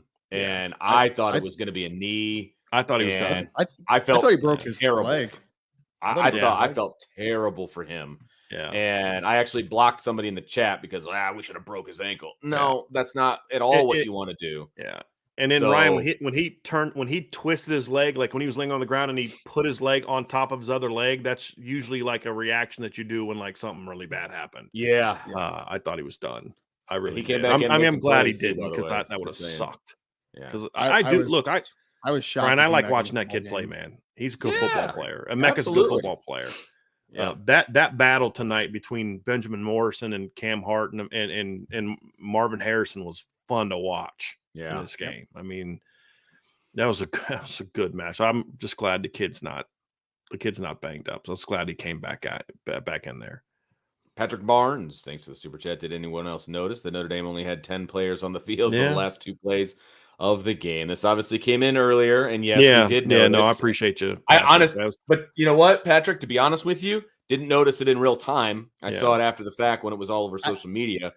But I wouldn't say that I noticed it, but I noticed that there was like some weird lining up issue on that. Like you saw that bubble when they lined up on that third down run, Ryan. You could see the bubble on the left side. We've talked about the soft spots. You look for the soft bubbles to run on, and you saw like, what?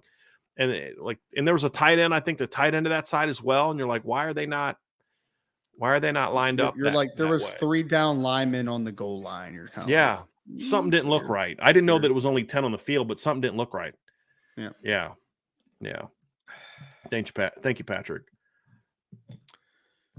Nate Galino with the super chat. Thank you. Feel for the kids tonight, but unfortunately, it feels like coaching let them down when it mattered the most. Game of inches, and it bit us in the end. It wasn't just coaching, but a lot of it was coaching at the end. I mean, I don't know. Yeah, I mean, again, I hated what sometimes Al kids Golden still have to make plays. I hated what Al Golden called on the third 19. I think it's inexcusable that your defense goes out there out of a timeout with 10 guys in the field. But at the end of the day, neither of those plays happen if you catch the interception on what was a pretty good play call. Like sniffed out a seam route, knew it was coming. DJ rolls right underneath it. Ball game. Right. Yep. So, yes, the coaching did not do what they needed to do today in certain situations. At other times, look, guys, I'll say this right now. The offensive and defensive coordinator had a lot more really good calls tonight than bad ones. A lot more.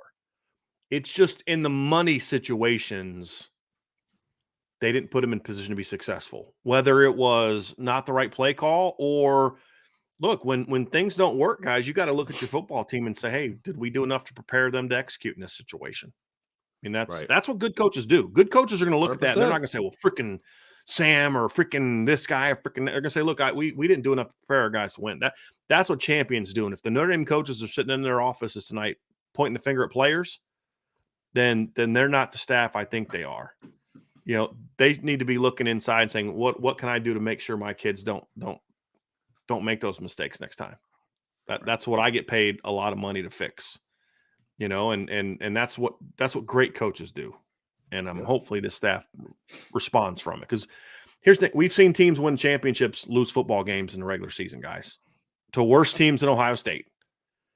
Right. So the season's not over yet. You just got to go out there and get better and not make those mistakes again. But I think the one thing that concerns me, Ryan, is you talked about it. The fact that we're now 5 games in and there's a certain part of the field that just teams know when they need to play, they can just go to it, and it hasn't been fixed yet is a problem. It's a problem. And that specific part of the field, it's easy to make plays there. Just saying. Yep.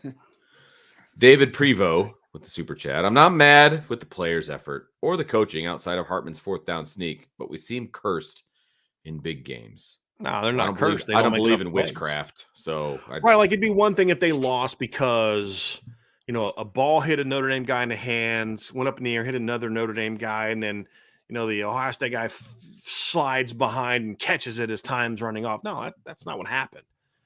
Here's what it comes down to, fellas. Notre Dame as a football program has yet to learn how to close out and finish off these games. Look, they had every chance in the world to beat Georgia in 2017. They had every chance in the world to beat Georgia in 2019. They had they've been in these situations where it's like, hey, you know what? You got a chance to win this one and you don't get it done. That's what it comes down to. It's not being cursed. It's about you got to learn how to win. And that's going to be the task for Coach Freeman is we could sit there and say, love what the guy's doing. He loses this game. Oh, screw it. This is why, start throwing all that. I'm not going to do that. Look, he didn't do enough as the head coach to get this team out on top tonight. And then coordinators and players. Sure. When you lose, there's blame to go everywhere. The key now is what do you do about it?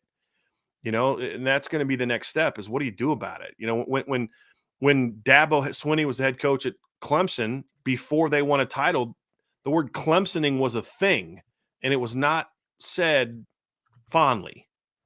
You just found ways to keep losing these kind of football games, and it was different every time.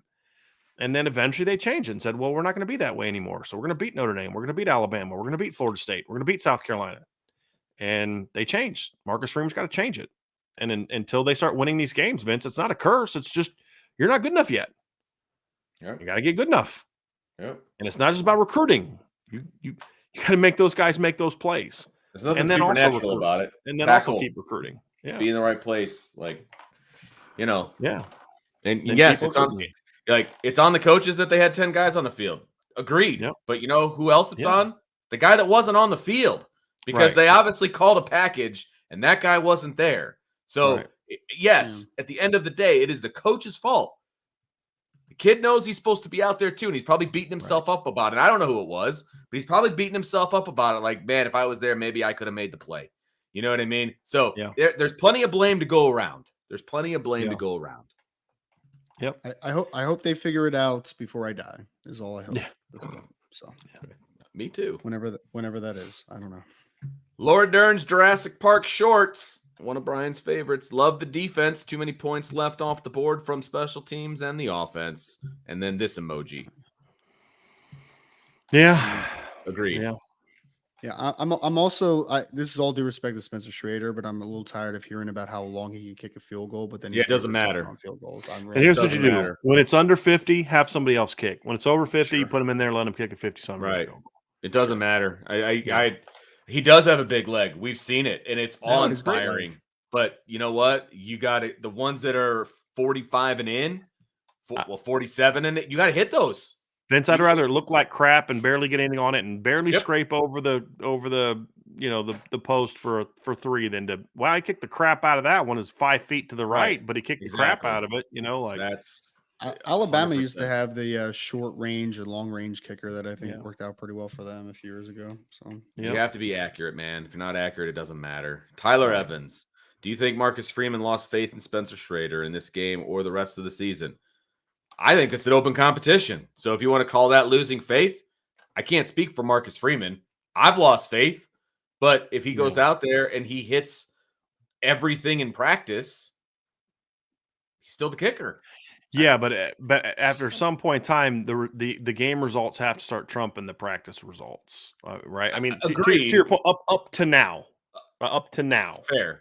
Right. But if let's say they open the competition and they start it tomorrow because they practice on Sundays, right? And when it's all said and done and they chart it all out and he's head and shoulders above whoever the next guy is, he's the guy that you trot out there. Sure. I mean, right. If it's And close, now it's I think you recruit a trot better the other kicker. guy out there. Right. You know, there's a 25 kicker asleep 2 floors up. Just Can saying. I say something else? Why would you fair catch a kick return at the end of the first and then half put a knee on and it then take a knee? Like, yeah, I really miss Brian Mason. I know.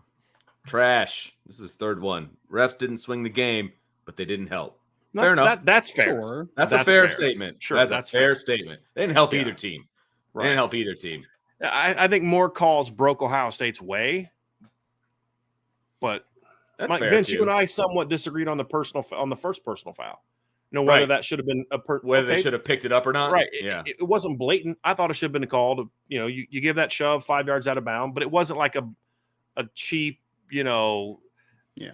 You know, I mean, so like if it was the other way around, Notre Dame fans said that's not a freaking personal foul. Why are you even calling? You know what I mean? But right. I think sometimes calls are going to benefit one team more than the other. It doesn't mean that they're necessarily designed to do so. Sure.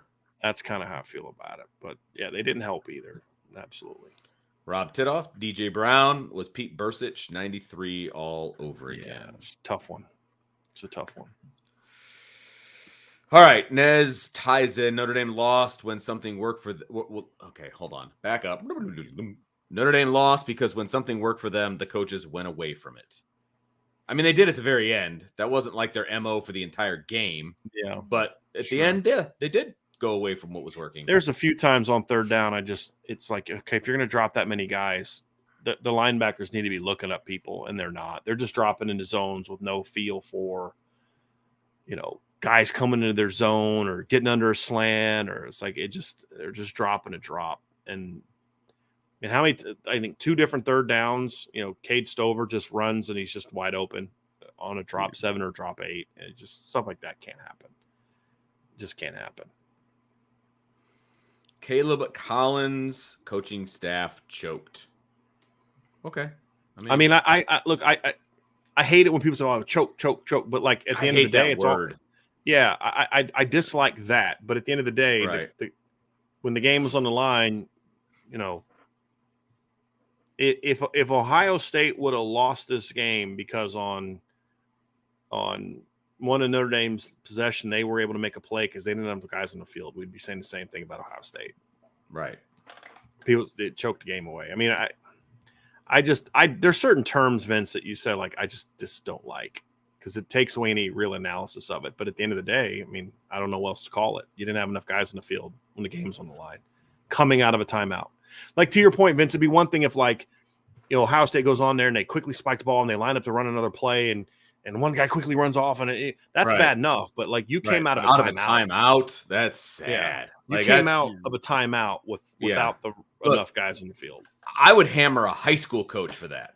Yeah. Hammer them. I would like if that happened to my kid's high school team, like Monday when I go back into, I would hammer him for only having 10 guys on the field. I would. So if I would do that to a high school coach, I got to do it to the college coach. It's inexcusable. You cannot do that for 2 plays. Yeah, and I know the players got to be on the field, but again, there comes a point in time where the guys making the most money, that are paid to do that, need to be making sure that those guys are on the field. You know, I mean, just terrible, terrible. No excuse for it, and I'm not going to make one. There's no excuse for it. Yep. Jonathan Smith, thanks. A great thing to see was the Notre Dame fans show up and had that stadium rocking for 4 quarters. It's the best atmosphere I've ever seen. Personally, it was awesome at a Notre Dame game. It was, and it was spoiled at the end, but it was the best I've ever seen. Yep. Now, Trevor, Vince, let me ask you this: weren't you at the USC 05 game? I was. It was better than that. Because I wasn't there. I'm just curious. 100% better. Yes, it was. Yep. Because of all the stuff going on, or like, yeah, I think they just added to it. It got, right. They didn't have, great music back then. Right. They didn't have the video board, and they didn't have the light. I just wasn't sure if you meant just the crowd noise, or if you meant like the whole thing. The whole thing elevated the crowd noise. I gotcha. More so than it was. You know what I mean? Mm-hmm. That's awesome. I was just curious. Yeah. Trevor Rocket, thanks for the super chat from Canada. Brian, Vince, and Ryan, well said all around about the game to be an elite program, and for this team to finally get over the hump. They need to make plays to put teams away. It's getting so old. Love you guys and IB Nation. I love you too, Trevor. Well, look, Vince, what everybody's always trying to get us to do the Ric Flair woo, right? But I'm not doing that. And okay, tonight's not the night for that. But I will give you this rare Ric Flair quote. What was Ric Flair's quote? To be the man, you gotta beat the man. Right. Simple. Do you want to be that team? Start beating those teams. Yep. Notre Dame's had a lot of really close. This is one of the biggest misconceptions that people have about Notre Dame in the Brian Kelly era. Is they got blown every time they played a big game. No, not in the regular season. There were some, Michigan 2019 and Miami 27, but there's a lot of those games that were really hard fought games that you just lost at the end. Clemson 2015, Stanford 2015, Georgia 2017, Georgia 2019, where you had chances to make plays and you couldn't make those plays. And that's something that Marcus Freeman, that's one of those demons that Marcus Freeman's going to have to figure out a way to exercise. Right. If this program's going to take the next step. Simple as that. Yep. Agreed.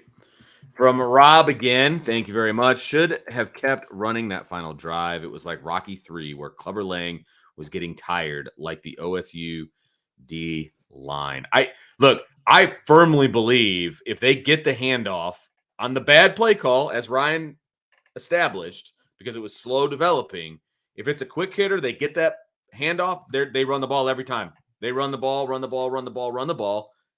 and it may be game over because I agree that the offensive line was beating the crap out of the defensive line. I agree with that wholeheartedly. With Aldrich's last carry of the day, I was just like, if they give that kid the ball the rest of the game, it's over. That's his last carry of the game, Ryan, was a 12-yard game. 12. He was not on the field. I don't think the next 3 plays. I don't think he was on the field the next 3 plays. Yeah, and he only had 15 carries. It wasn't like you overused him. Exactly. He wasn't worn out, right? Now I actually liked the Love Price push in the second half because Ohio State was played to play bully ball. They were and I felt like throwing that change of pace a little bit where you're running the counters and they're bouncing and they're just gashing those creases, right? Where, Aldrich's, we talked about this, Vince, before the game. Aldrich's got good long speed, but Aldrich's not a out of the stance, boom, getting downhill in a million miles an hour like Dexter Williams and guys like that. He's more like Josh Adams was, where he needs to build up speed to hit home runs. Once Aldrich gets in space and he can get going, as we saw against NC State, he can run. But those guys have a little different gear, man. Jeremiah Love just gets downhill at just a different gear than everybody else. And so those little creases that Ohio State was closing on a couple of those runs, Jeremiah was getting through for 7, 8, 12 yards. I thought that change of pace was huge, and I thought that then set up the chance to really put him away with Aldrich on that last drive. And that was he's the closer. I mean, because on that miscommunication, it wasn't like you had a miscommunication with Aldrich. You had a miscommunication with Devin Ford and Jeremiah Love. Yeah. And yeah, I think he was trying to hand it to Love, if I remember right. I don't have it in front of me, but I believe that's what he was trying to do. Couldn't remember if it was him or Ford. It was a weird. I thought play. Ford was lead blocking, but it was a weird matter. Play. Yeah, it's a weird matter. Play. Sean Stewart, tough loss down to the wire. Build off of this. Go Irish. Of course, I agree. They have to build off of it. Still, it is a very tough loss. Yep. It's just what is funny to me is Ohio State won on the last play of the game. For all intents and purposes. Yeah, they put a second back on the clock. They won on the last play of the game, right? And if Notre Dame stops them there, every one of the people in the chat have just a completely different attitude than they do. You know what I mean? This team is horrible, but this team is fantastic. It's just it's hilarious to me. It's one play. Yeah, it is, but it's that last play is indicative of who Notre Dame has been for a long time because they don't make that one play that you need to make to not have it come down to that, right? Vince, you said it in the press box. It had such a USC 05 feel to it. Yes, I haven't had this feeling since then. Yeah, where it just was oh God, you just right so close. Yeah, so close. Yep. Yeah. I This have is the not next had super that chat, Vince. inflated. Oh, okay. Yeah. Michael, thank you very much for the super chat. Disappointed in the loss. Being a Notre Dame fan pains me. Also, I miss Blake Groupie big time. Heartbroken, but season not over. Go Irish. People were not a huge Blake Groupie fan, by the way. I don't know what this revisionist history is all about with Blake Groupie. Now, I know he's doing good with New Orleans, apparently, but like people did not like him when he was here. Okay, he had his fair share of misses. Yes, he last did. year as well. You know, Yes. Now he didn't miss as many. Granted, He was 3 of 4 after his first 4 games, and he was 5 of 6 after his first 5 games. Yes, right. And his misses tended to, he went through that stretch from Syracuse to BC where he went 2 of 5. Remember that? And then he went 5 of 9 from UNLV to Navy. So he had his moments as well. Oh yeah. Now, if you want to say you miss Justin Yoon, you can miss Justin Yoon, and I'm on board with that. Yeah, I am on board. Yep. All right, Lord Dern's Jurassic Park shorts got another one. I hope Vince got his wristband. Nope, they didn't have any in the press box. My son brought his home, and I was playing with it in the car. Okay. Just saying. Charlie Weiss, this last belt loop. I get Notre Dame isn't going to win every big game, but this seems to be the same record being played. Best teams you should beat and lose to the teams no one expected you to beat. Just disappointed and sad. I get that. Because you're not going to win all of them. Nobody wins all of them. Right. You need to win they some haven't of won them. Any of them. That's the problem. Other than Clemson. But again, Clemson's a different. I mean, the 2 Clemson teams they beat were not 2018 Clemson. Right. They weren't 2016 Clemson. Right. DJ Uiagalelei Clemson was a different type of Clemson. And it doesn't mean they weren't big wins, but they weren't this kind of win of what this kind of win could have meant for Notre Dame. Yep. Tim Frowley, thanks, buddy. To paraphrase the great Daniel Patrick Moynihan, quote, to be Irish and a diehard Notre Dame football fan is to know that in the end, the world will break your heart, unquote. Yeah. That's the way I feel. Yeah. Very sad. I don't know what's going on in the super chat. I just see emojis that are inappropriate. All right. Go Irish. Thank you for the super chat. At me. I'm the one who asked about confidence in the game's outcome the other day. Had no idea it would come true. Thought a team would take control by the mid-third quarter. Clock management, last possession, word. Yeah. So we're blaming you then for speaking it into existence. I don't know what I said. I say a lot of things. I don't know. Yeah. I was confident Notre Dame was going to win. I mean, look at my prediction. I thought they would win by 4 points, I think is what I said. Well, I was blaming Go They would have Irish won by 4 points. He's the one that asked the question. Oh, I see. I wasn't blaming Gotcha. him. I was like, but I don't know. I'm kidding. Go Irish, yeah. But I think we were all confident this week. Yeah. I think we were all confident. Well, that's the thing that was, I woke up, Vince, and I said at the tailgate today. And by the way, for all of you stopped by the tailgate, it's great meeting so many of you. We had met so many people today. But we haven't talked about that at all. But my thing about it, Vince, is I said today, so I had a weird feeling about this game. Like I've been confident all week, and just because I break down the film and this team is better than Ohio State, and I look at the numbers, and this team is better than Ohio State. But I just woke up this morning and I said to people in the chat, but it's just like I still just haven't seen Notre Dame win this kind of game, and I just got that BK PTSD is kicking in a little bit, and then we went out and saw what we saw, and just missed too many missed opportunities. You can't win games against teams like this when you miss that many opportunities, and that's something they're gonna have to fix. Look, guys, there's a whole lot of football left to be played. Notre Dame's 5 games in. There's still 7 games left. Got some big games left on the schedule. Ryan, you said it the other day. This is going to be a chaotic college football season. Notre Dame will have chances to, if they can win some big games, to be in this conversation for a playoff berth come the end of the season. But they're going to have to figure out ways to make the plays in those moments that they're still just not making them in. Yeah. This is an Ohio State fan who has been, I think, pretty respectful in the chat. So Eric Montoya, he gave us a super chat. So, I'll take it. Shout out to Notre Dame. You guys have a lot of good football left to play. You guys have a good team. Thank you, sir. And he's giving us the salute emoji. Yeah. Appreciate that, Eric. It was a good game. I was literally on the edge of my seat the entire game. So, I mean, it was a good game. There's no doubt about it. When you're a play here or play there away from beating a team like Ohio State, you didn't play bad. You didn't. Right. This isn't a thing where like, man, this freaking Notre Dame team didn't come to play today. They weren't ready. They weren't focused. They didn't play hard. They got their none of that's true. I mean, this team played their butts off. They didn't execute well enough. This team played with a lot of heart tonight. So did Ohio State. You know, and end of the day, man, it's like you've got to start making some of those plays. Yep, no doubt about it. And Notre Dame did play their butts off. They're a good football team. They're just not good enough yet, right? This isn't like there's proper reactions to this game, Vince, and then there's improper reaction to this game. And the season's over, and this okay. Now an improper reaction is that this game breaks this team. That's an improper reaction. This season's over with. Yeah. Oh, okay, then stop watching. It's all good. It's all I understand it. If you can't handle that, then stop watching. Yeah. There's things I got to get better at. And I'm tired of the almost games, but there's a lot to also build on from this game. This team is talented. This team played their freaking butts off. This team played hard. This team brought a lot of fire. This team left it all out on the field physically and emotionally. Now they just got to play better football in clutch situations. You know, it's like the Jared Parker stuff. Well, let's get to there was a super chat here, Vince, that I actually want to kind of get to that speaks to this, but it was one of here, let's get to this one because it kind of speaks to what we're talking about here, Vince. All right, Barbecue Pitmaster, thanks a lot. Brian, was Parker outcoached tonight? Is it me, or is the hire of Parker a huge gamble for a program of Notre Dame's stature?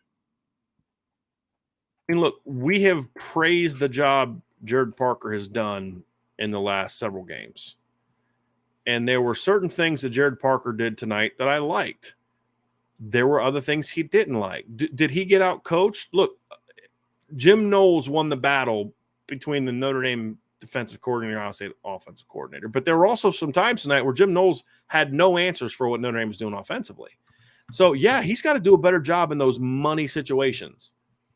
And was it a gamble to hire him? Yes, of course it was a gamble. He'd never been a play caller before, but neither had Clark Lee. And sometimes those gambles pay off. And I think the gamble for Jared Parker is going to pay off. And I know that not everybody agrees with me. A good buddy of mine who I respect a great deal, his football mind, doesn't agree with me. He's done with Jared Parker. I get it. But at the end of the day, you're paid money to make the calls and put your players in position to make those money plays. And I don't think that they did that tonight. But am I going to now say, okay, we're just going to ignore the fact of what he did as a play caller the last 4 games? I'm not doing that. I mean, y'all can. You're more than welcome, entitled to do that, but I'm not. Just now, next time they're in a situation, Coach Parker's got to make some better calls in those situations. And he's got to make sure his players are prepared to execute those plays in those situations. But I've seen enough good things from Jared Parker this season where I'm going to say, hey, look, I want to see how he responds to this. That's going to tell us the answer to this question. How does Coach Parker respond to this? How does he get his team to bounce back from this next week? If they go out there next week and lay another egg because they couldn't get over this, that's a problem. But if this team comes out smoking next week and says, hey, we're going to build on this and we're not going to be in this situation again against what is a pretty good Duke defense, then okay, this guy's got the chops. Now you just got to learn from this mistake and don't let it happen again and be better next time. That's my thoughts on it, Vince. I don't know what your thoughts are on that. No, I'm with you. I mean, I don't want to echo everything that you just said. I'm still a Jared Parker fan. I think I wasn't a fan of the last possession. I mean, that's where I'm at. I'm not. And the 2 fourth down calls, though. Sure, and that's fine. I get that. Yeah, I get that. They were trying to hurry up and do a quick quarterback sneak, and Sam got a little bit too cute on that, trying to get it around the outside and ran into his own guy, so it is what it is. Yeah. All right. JW, Ryan looks so defeated. It's like I'm looking in a mirror. What is the worst missed opportunity in your opinions? This is yeah. I mean, we could do a 3-hour show on this. I mean, Miami 2017, Georgia 2017, Georgia 2019. I mean, just recently, Cincinnati 2021. Yeah, and tonight, I mean, I there's thought he been was a lot. I thought he was talking about during this game. That's why I told that one. But yeah. Worse. I mean, offensively, to me, it was second half. It was the quarterback sneak on the first drive of the second half. That's the biggest missed one for me, because you had a chance to come out of halftime with a chance to really get some momentum. That's the one for me. Yeah. But that's the one that stings the most, just because I just didn't like that call.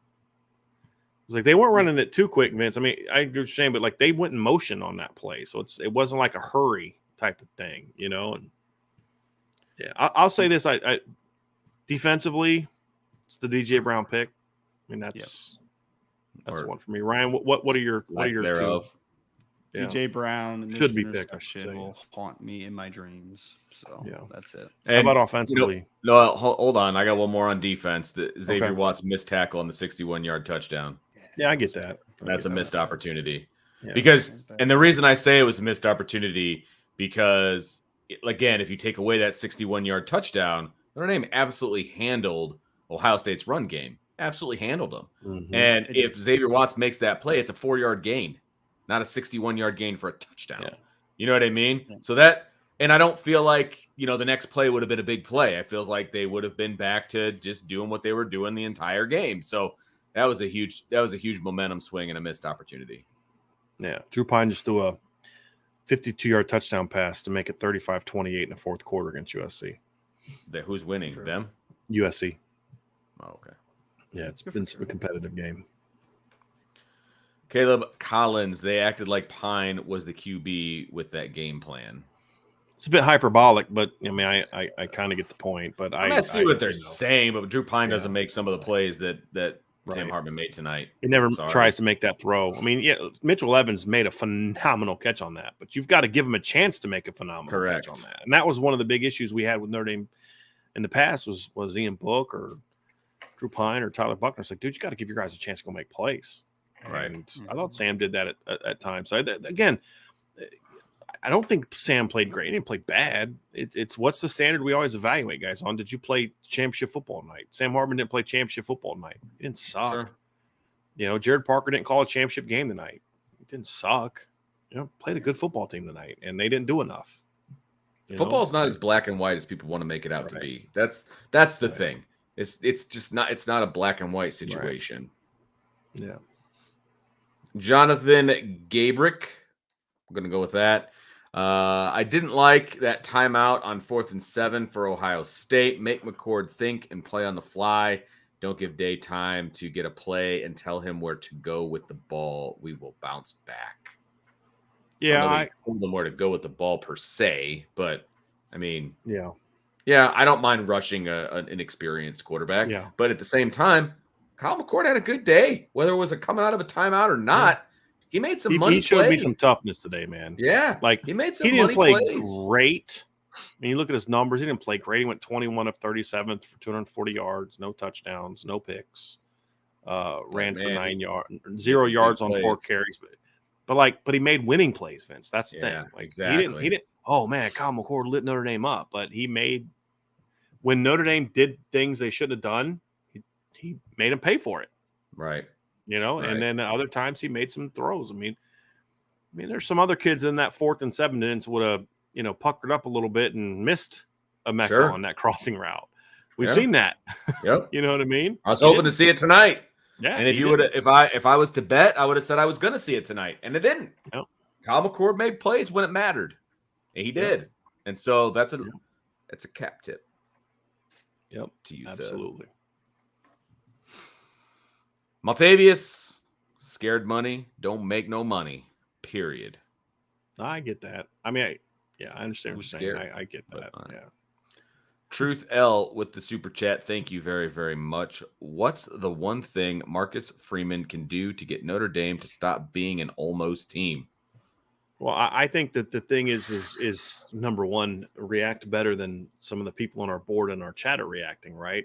You don't throw everything out that you've done. You show your team this is what we're capable of, and we play the game that we hold ourselves to, and when we coach the way we hold ourselves to. and then you show the plays where you don't, and you say, this is the stuff we got to clean up. I mean, at some point in time, it's about demanding expectations from yourself and demanding expectations from your players. If you're going to go get on players about things, you got to be willing to get on coaches about things. You got to be willing to own things on your own. Hey, this is on me. I'm the head coach. I should have made sure we had 11 on the field, right? Like, now that's what you do in front of your team. You don't throw your D-line coach, your D coordinator, but you own it. Now, behind the scenes, you guys want to keep your jobs here. Don't ever let that freaking crap happen again. I mean, but look, keep coaching better, keep recruiting better, and just keep. Look, like the foundation is being laid. One loss, gut-wrenching loss where Ohio State beat you on the last play of the game does not mean that Marcus Freeman is not the guy, and and he can't win here at Notre Dame. And it's like, this game wasn't acceptable because of the standard we have for Notre Dame. But there's also a lot from this game that you build on and say, keep doing that, coach, but just here, you got to do better.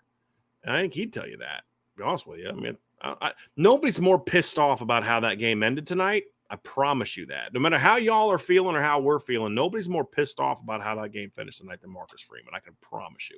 He just lost his alma mater for a second year in a row and had to listen to that jackass head coach go run his mouth after a game. I promise you, Marcus Freeman's got a lot he's pissed off about tonight. And just use it properly to get your team better. That's going to be the key. I really want to see how Marcus Freeman has his football team ready to play next Saturday in Durham. I really want to see it. Really want to see it. Because that's going to tell us a little something about this head football coach. Barbecue Pitmaster. Brutal offensive performance. First half, hard to swallow. Donut at home. Yeah. Yeah, it was. You can't not score in the first half. I agree. Charlie Weiss's last belt loop. Let me say, Vince, you nailed it during the chat, though. When you hold Ohio State to 3 points in the first half, you cannot miss that opportunity. You can't. Yeah. Agreed. Too many points left on the field in the first half. Period. Charlie Weiss's last belt loop. Super sad, but hey, good news. Have you seen the 25 class? How crazy all kids in SEC country, at least ND is recruiting down south successfully. Go IB and Notre Dame. Ryan, they got 5 commits in the 25 class, and I think the most northern one, I believe, is Daniel Anderson from Arkansas. Correct? Because I believe where he's at in Arkansas is north of Mississippi and Alabama. Florida, obviously, too. Right. Yep. Right. Yep. Yeah. It's not bad. It's not bad. And despite obviously Notre Dame did get a commitment tonight from CJ May. Ryan will dive more into that on Monday in the recruiting hour and have more wrap-ups from how the weekend went, of course. Again, from Charlie, I wish Freeman ran out and stone cold stunner Ryan Day and then gave him the classic DX suck it chops. I think it would have been worth the suspension. Yeah, but you know what would have been even better than that? Winning. Because guess who doesn't spout off at the microphone when they lose? If he did, he even looked like just a complete loser. If he did, I mean, he already does, but he would look like a complete loser even to Ohio State fans at that point. All right, Truth L. Thank you very much. Am I wrong in thinking the Notre Dame athletic department is getting better at not allowing opposing fan bases to get as many tickets? For example, the Georgia game. Vince, we didn't talk about this during the show, but there was not nearly as much red in the stadium as I thought there was going to be. Not even close. Not even close. And I think it was Pete Sampson had a really good article about this during the week. Somebody sent me about things that Notre Dame was doing to actively try and limit this. They literally hired somebody to thwart that situation. I mean, the side we were looking at, Vince, from the press box was almost all green. Correct. I mean, it was 90+% green. Now, this end zone and that end zone had some red, and there was some red on the press box side. But what was it? Vivid Seats said there's going to be 40%. I don't think it was anywhere close to 40%. It was like 10 to 15. Yeah, like 20 at the most. It looked a lot like Clemson last year. Most. Yeah. Apparently the Vivid Seats thing that's not even composed based upon like data that they have from like who's buying tickets. It's like a regional thing apparently or something, which is like meaning like where they're buying it from. Like No, like proximity. So like Ohio State proximity to Notre Dame. So they assume that this is going to be a percentage of the crowd type of thing, which is weird. Yeah, because I was wondering, like, okay, well, yeah, they had X number from the state of Ohio. Well, yeah, there's a lot of Ohio State Notre Dame fans, fans from Ohio too. Notre Dame fans, exactly. Yeah, and it's a bordering state. Yeah, I mean, hello, from Ohio, Notre Dame fan. Yeah. Although you had some family at the tailgate wearing the wrong colors, buddy. I know, right? It's not happening. Just saying. Yeah. Patrick Flanagan with the super sticker. Thank you, Patrick. Appreciate it very much. ICURN with Irish Luck. Thanks. World of Analytics. How is Prevent still called? Yeah, Vince, you know my stance on this, dude. You've known me a long time. Yeah. When have they ever ran Prevent and you're up multiple scores and there's 2 seconds left? Have I ever said, oh, this is a perfect time for this? I hate it. I hate it. I hate it. I hate giving up. Make them earn it. This is Ryan. You and I talked about the show. Make freaking Ohio State earn every yard they got. And tonight there was 5 or 6 plays where I just felt like Notre Dame didn't make them earn it. You know, turning Cade Stover loose on a couple. Cade Stover's good enough. You don't need to help him by not covering him. Sure. You know, giving up seams to a Mekon. I mean, those are giving them yards, and you never do that. It's a mentality thing. I hate it. I've always hated it. I've always hated the prevent defense crap, unless it's a situation where you're up multiple scores and there's a minute left and you need to make them run 4 or 5 plays. Okay, you know, but oh God, I hate it. I absolutely hate it. I don't know, Vince. I hate it. I'm with you. I hate it. If you're, Ryan, if you're trying to prevent them from getting in the end zone, don't have guys hanging out in the end zone. Like that's. I don't know. I've always heard that the only thing that the prevent defense prevents is winning football games. Yeah. So Ryan, what are your thoughts on that? I mean, I don't. You might have said it, and I was pissed off and thinking about something else. But like, what was your thoughts on the specific? Forget how it was executed, but the specific call on that 3rd and 19. I mean, it's too easy. I mean, you have to force things to. I mean, I'd rather see them have to take an outside perimeter shot because that's all you have. Like that's the only predetermined breed you have. I mean, it's. I'm a big fan of making things difficult for offenses, right? And I think that playing your defense the way that you typically do and where people are comfortable with is the best way to cause those issues. So, yeah. I'm not a fan of it. Joe, thank you very much. Just want to give kudos to you guys for fighting through this show. I don't know how you do it. Literally, I would have come and said, we lost. Coaches blew it. Ryan Day is a horse's, you know what? See you tomorrow. Well, I got no problem saying Ryan Day is a horse's ass. I got no problem saying that whatsoever. You're the boss. You could say it. I didn't know. No, it's all good, man. It's all good. Right. But honestly, Joe, I appreciate you, man. Trust me, we were sitting there before the show like we didn't want to do this, but this is our job. We're professionals, right? And we didn't build this thing jumping on post-game shows acting like dumb. Oops, I was almost going to cuss again. Acting like, whiny little idiots that just sit there. Everybody sucks. Fire everybody. This is bull crap. Notre Dame season is over. I mean, like, why would any of you want to listen to that? Like seriously, you can find 3 drunk idiots at the bar that could do that. Yeah, there's plenty of other places. Yeah. We're not going to do that. But I appreciate you, man. I really do. Yeah, thanks for hanging in, Joe, because I know you're not in a great mood, and I appreciate you hanging in and listening, man, because you're in a rough place right now, and I hope you make your way out of it, Joe. I got faith in you, buddy. 365 to life. Thank you very much. Do you feel controlling the clock using heavy runs stole opportunities for Hartman to be the difference, plus limiting opportunities for their inexperienced quarterback to make mistakes?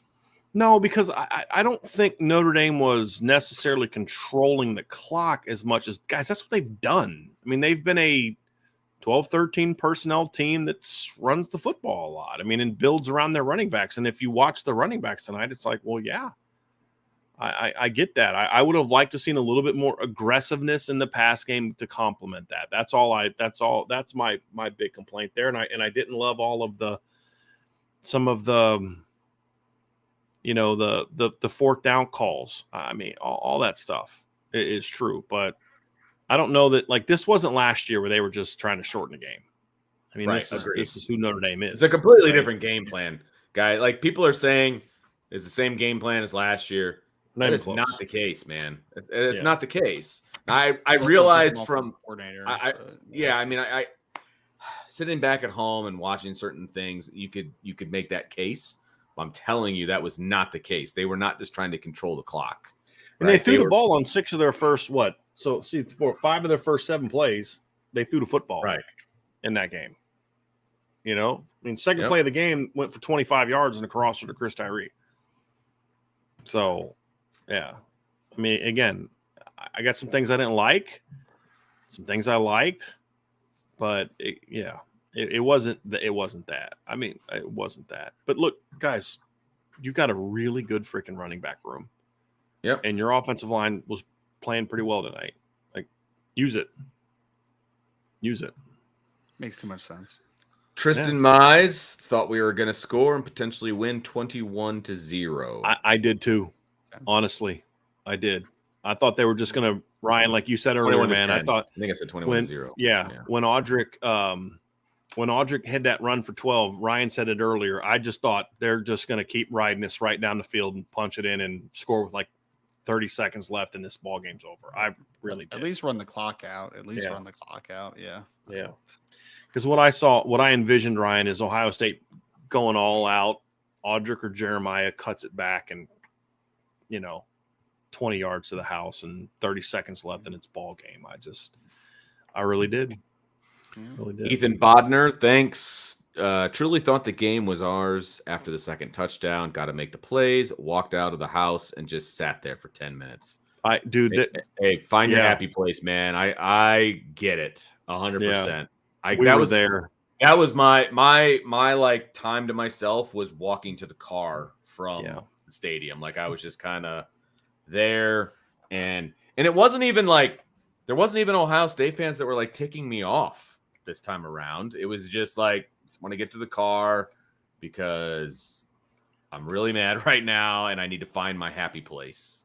I had no issues with Ohio State fans. I didn't either. Like unlike last year, Vince, you and I almost got in about 4 fights last year, but like everybody was we were surrounded by Ohio State fans at the tailgate. Yeah. Like there was one right to our one side and a bunch right to our other side. Yeah. And there was cool. Ohio State fans at our tailgate. And they better back then, right? That's my family. So yeah, I'm just saying they still qualify as Ohio State fans.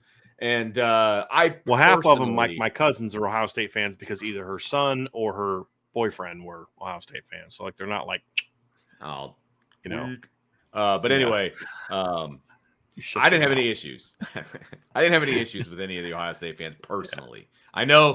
I guess I've had issues with the ones in the chat, but not in person. So yeah, it wasn't after the second TD that I thought the game was over. Is when they stuffed them on that 4th down rush. Like that's when I felt real good. Like you and I were dabbing each other up. Like we're feeling pretty good at that point. Yep. There's no doubt about it. And then it turned quickly. That was such a bad play call. That Jets really bad. Like a dumb questionable play call on that one for sure. Yep. Tyler Evans. I lost all respect for Ryan Day. What a classless act. But hats off to the rest of the Ohio State coaching staff and the players. That's about exactly how I feel, to be honest with you. Like I thought I didn't like that Fryer hit on Snead. I thought it was definitely a personal foul. I don't think there was an intent to hurt him. I didn't see a lot of cheap shots. I thought both teams came out and played their butts off.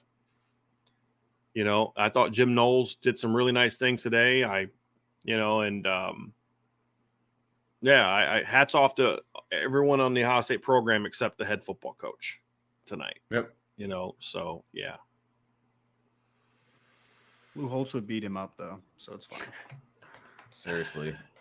Relly Q.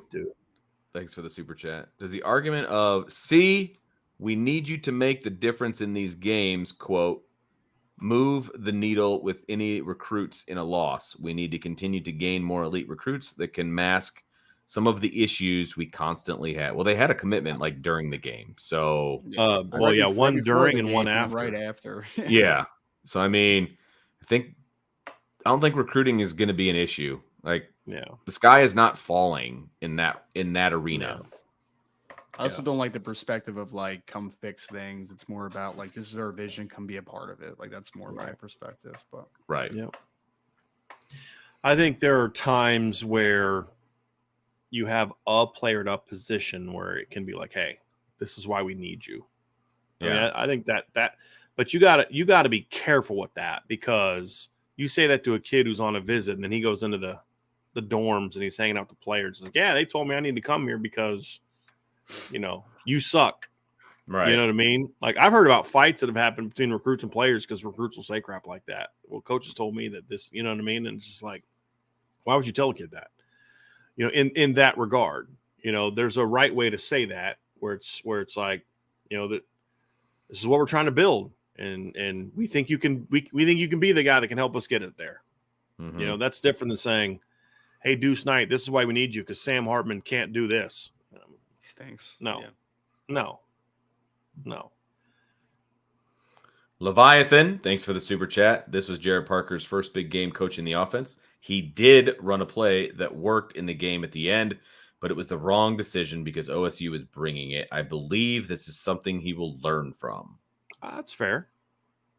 Yeah, that's fair. I mean, there are things Jared Parker did in this game I didn't like. Some things he did in this game that I really liked. And he's going to – what I know of Jared Parker – he's going to look at that and think a lot more about the plays that didn't work than the ones that worked, because that's just what good coaches do.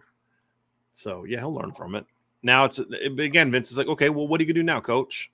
And let me see what you got.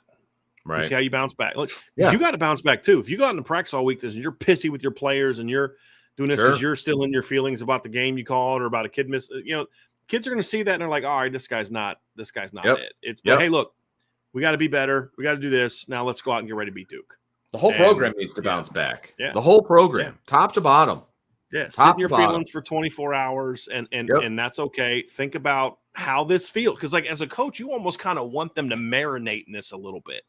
Yeah. Like, I want you to think about how you feel like this. And I don't want – because, like, I watched Swamp Kings the other day and I had some issues with it. They left a lot of stuff out. Like, they just pretended a certain tight end like wasn't part of that program that entire time. You know what I mean? But, like, there was that moment where they lost to Ole Miss, and it's kind of like that team came out and was like, I'm never going to let this happen again. And it reminded me a lot of the Drew Tranquil reaction after the Georgia game, where he's sitting there, he's got his hoodie on, and he's got this really dejected look on his face. And Drew looks at the camera and he's like, and I'm paraphrasing, but I'm pretty close. He goes, I just feel really bad for the teams that we have to play the rest of the way. And you know what I mean? It's like he knew what they just missed on.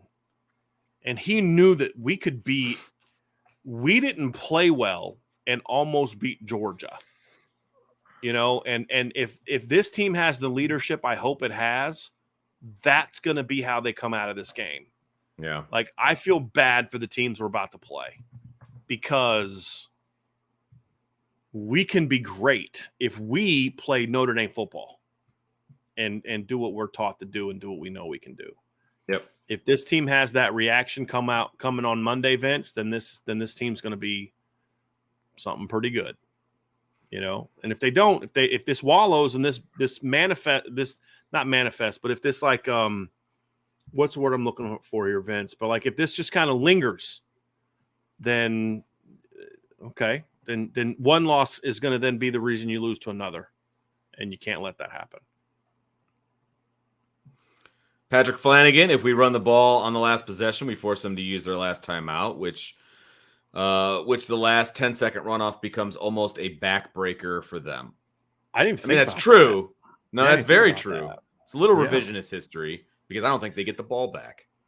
Yeah. Yeah, but if they did, to his point, if they did, right, they don't have that. Yeah.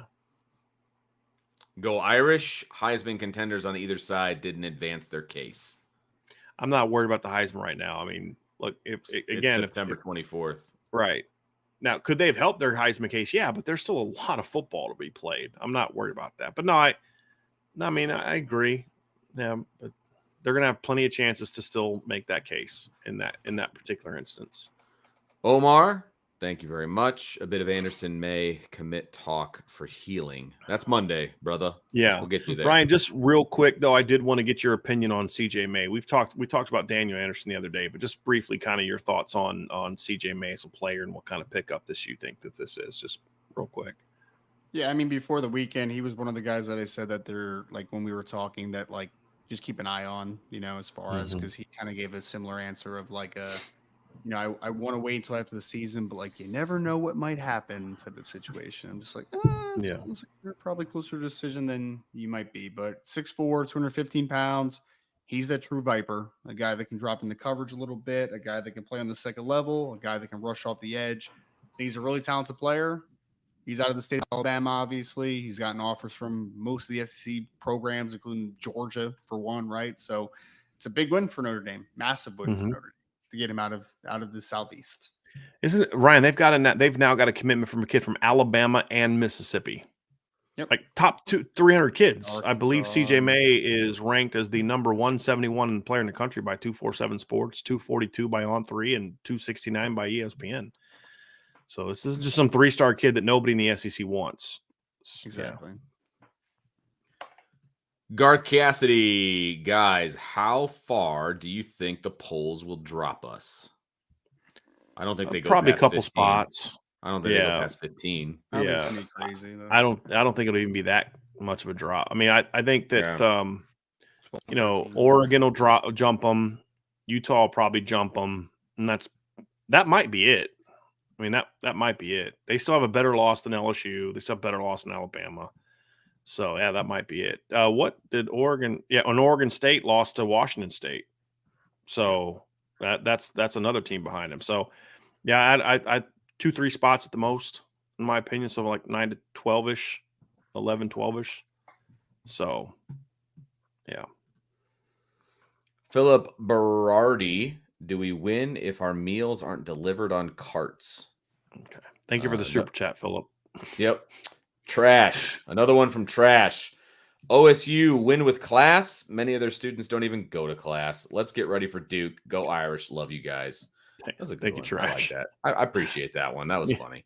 I mean, I did retweet the one about the, you want to prevent Ohio State from getting in the end zone, put it in the library. So I have to. That was hilarious. I at least have to appreciate this super chat as well. Yeah. All right. David, thank you very much. Notre Dame needs to hire a new Jumbotron operator. What was the problem with the Jumbotron operator, I guess? I'd be curious about that.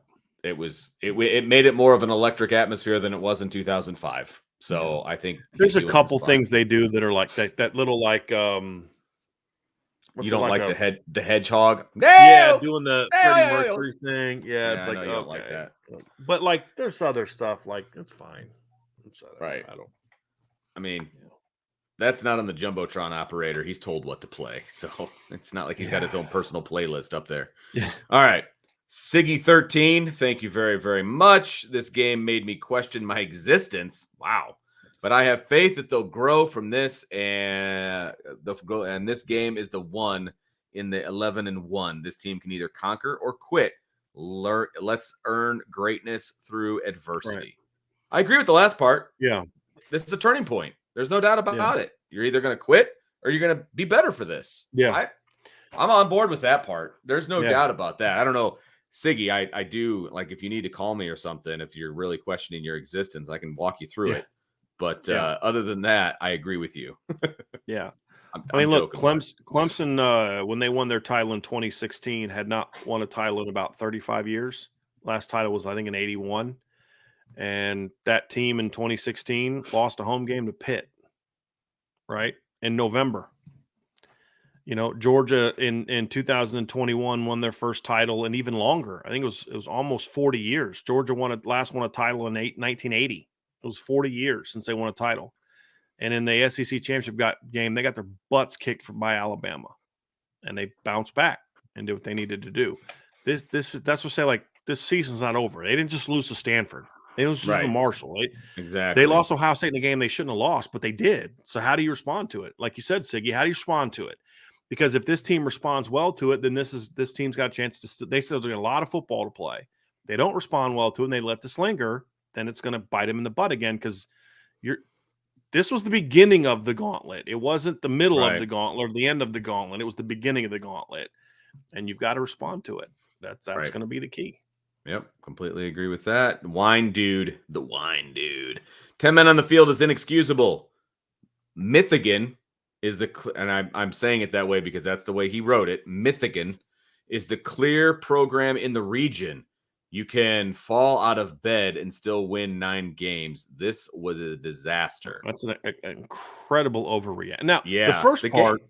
Agree, 100%. Yes, and we've said 10 it. men on the field, coming out of timeout, inexcusable. Inexcusable. The second part, right now, hard to disagree with that. Right now, the best team in the Midwest is Michigan, based on the last 2 seasons.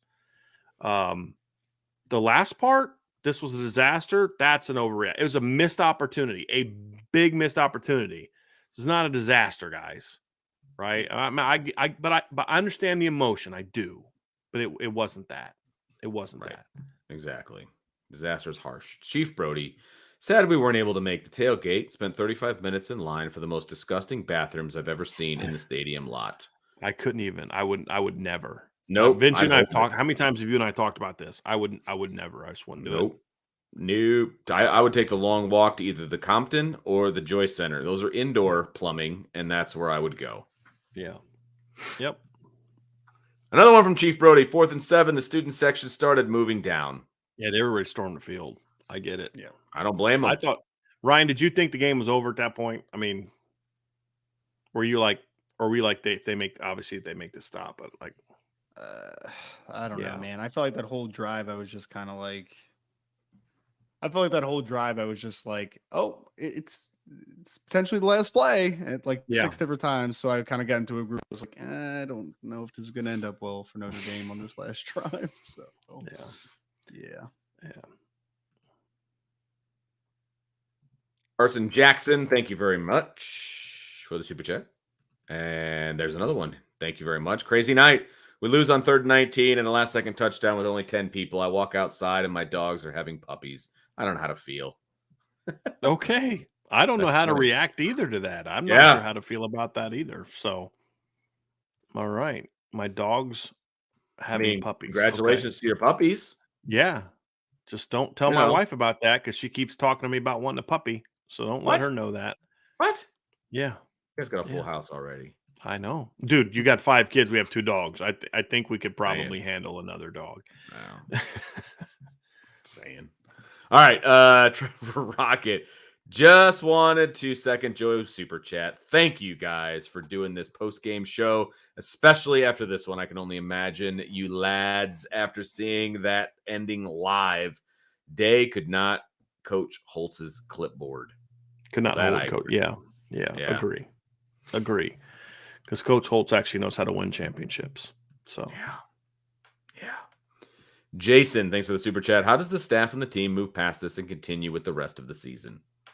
Well, they don't quit. Beating a really good Duke team next week, and that way. That's step 1. I mean, Ryan, it's basically don't change your mantra. Your mantra is what's in front of you, and right now, what's in front of you is Duke and playing to the Notre Dame's. It's simple, Ryan. What's the standard doesn't change, and the mantra doesn't change. Now live up to it. I mean, that's you lose this team, Ryan, if you start. Okay, this didn't work, so screw it. Let's throw it out and do something different. You lose this team if you do that. I mean, yeah. The voice of college. Ooh. Mark Rogers. There you go. What now? This is Mark Rogers, the voice of college football. It's Mark Rogers. Gotcha. I just like the name, the voice of college football. Yeah. Like that's, some self-promotion. If rankings are valid, then Notre Dame wouldn't drop. Unfortunately, AP rankings are not valid. Writers focus on the teams they cover and little else. Well, and the other thing they do is the AP writers and coaches poll, they overreact to what happened this most recent week, as opposed to, well, if you lose, you have to drop. And if you win, you have, instead of saying like, well, this team lost, but this team is still better. Like, did Notre Dame look better today in a loss than Utah did, beating UCLA 14-7? I mean, that should be the conversation you're having, with yourself. And then, look, Utah got the job done, right? So you move up a spot or whatever. But the end of the day, these rankings don't matter anyway. I mean, they're what we have now because the playoff rankings haven't come out yet. I mean, that's really what it boils down to. But no, they're not valid. It's just why I'm glad they're no longer part of the conversation in it anymore. So that's nice. So Vince, my man, and Mark, appreciate you, man. Appreciate you jumping in, buddy. Vince, that's it, man. Why don't you take us out of here? I will do that. Thank you, everybody, for joining us on a bit of a somber post-game show, rightfully so. Look, season is still the can't throw the baby out with the bathwater, folks. Like there is still something to play for. Okay, and I'm still happy that Notre Dame doesn't have a conference championship to play for. I'll just say that. So thank you for joining us. Make sure you hit that like button on your way out, guys. We'd really appreciate it. We had a great crowd in here the entire time. You guys came. Some of you to complain, well, most of you to complain, but we do it as a community, man, because we were complaining too. So I appreciate all of you for that. We're doing it like adults. Thank you for that. I appreciate it. Because 99% do. We tend to react to the dumb ones, but most of y'all were understand. You guys were great. And look, hey, tailgaters, Vince. Yeah, appreciate that was y'all fun. very much, man. That was great. Look, Brian's mom. Shout out to Brian's mom for the spread that was out there. I'm assuming she had the very most to do with that, not you. Oh yeah, she made all of it. Well, okay, my grandma made the potato salad. My grandma made the potato salad, but my mom made the rest of it. Yeah. It was one heck of a spread, man. I was full to the brim, and it was fantastic. We had a great time meeting everybody and seeing everybody was there. We'll see if we do another one this year, but that one was way more people awesome, came by man. today than we saw last year's for sure. Awesome. We are going to tailgate for USC as well, but it'll be a little bit. The deal with my mom is I would let her do two tailgates this year, but only if she only catered one, because it's a lot of work. Yeah, it's a lot of work. Yeah, for sure. And I mean, she was in the hospital a week and a half ago. You're talking about like rule number 76. No excuse for that champ. Like mom was in the hospital like 2 weeks ago. Remember, it was after we finished the NC State postgame show, Vince. Yeah. Yep. And you and I just got done with we were finished the upon further review. Yeah, that's what my dad walks in as soon as we're done. He's like, I'm taking your mom to the hospital. It's 2 weeks ago. Yeah. So and then she just catered a big old tailgate. So that lady, that's an amazing lady. No doubt about that. So hit that like button on the way out, hit that subscribe button, hit that notification bell, guys, and tell your friends about us. I think this was a very interesting game. I will just say that. Congratulations to Archer, man. We love having you around, and your team won the game, man. So congratulations to you, sir. But Notre Dame needs to turn the page. They got a really good Duke team on the road coming up. So they got practice tomorrow. We've got upon further review tomorrow, Brian. We're going to watch the film. We're going to dive in. We're going to tell you what we see. And then we turn the page to Duke as well. So stay locked in, folks, because the season is not over. Take a breath.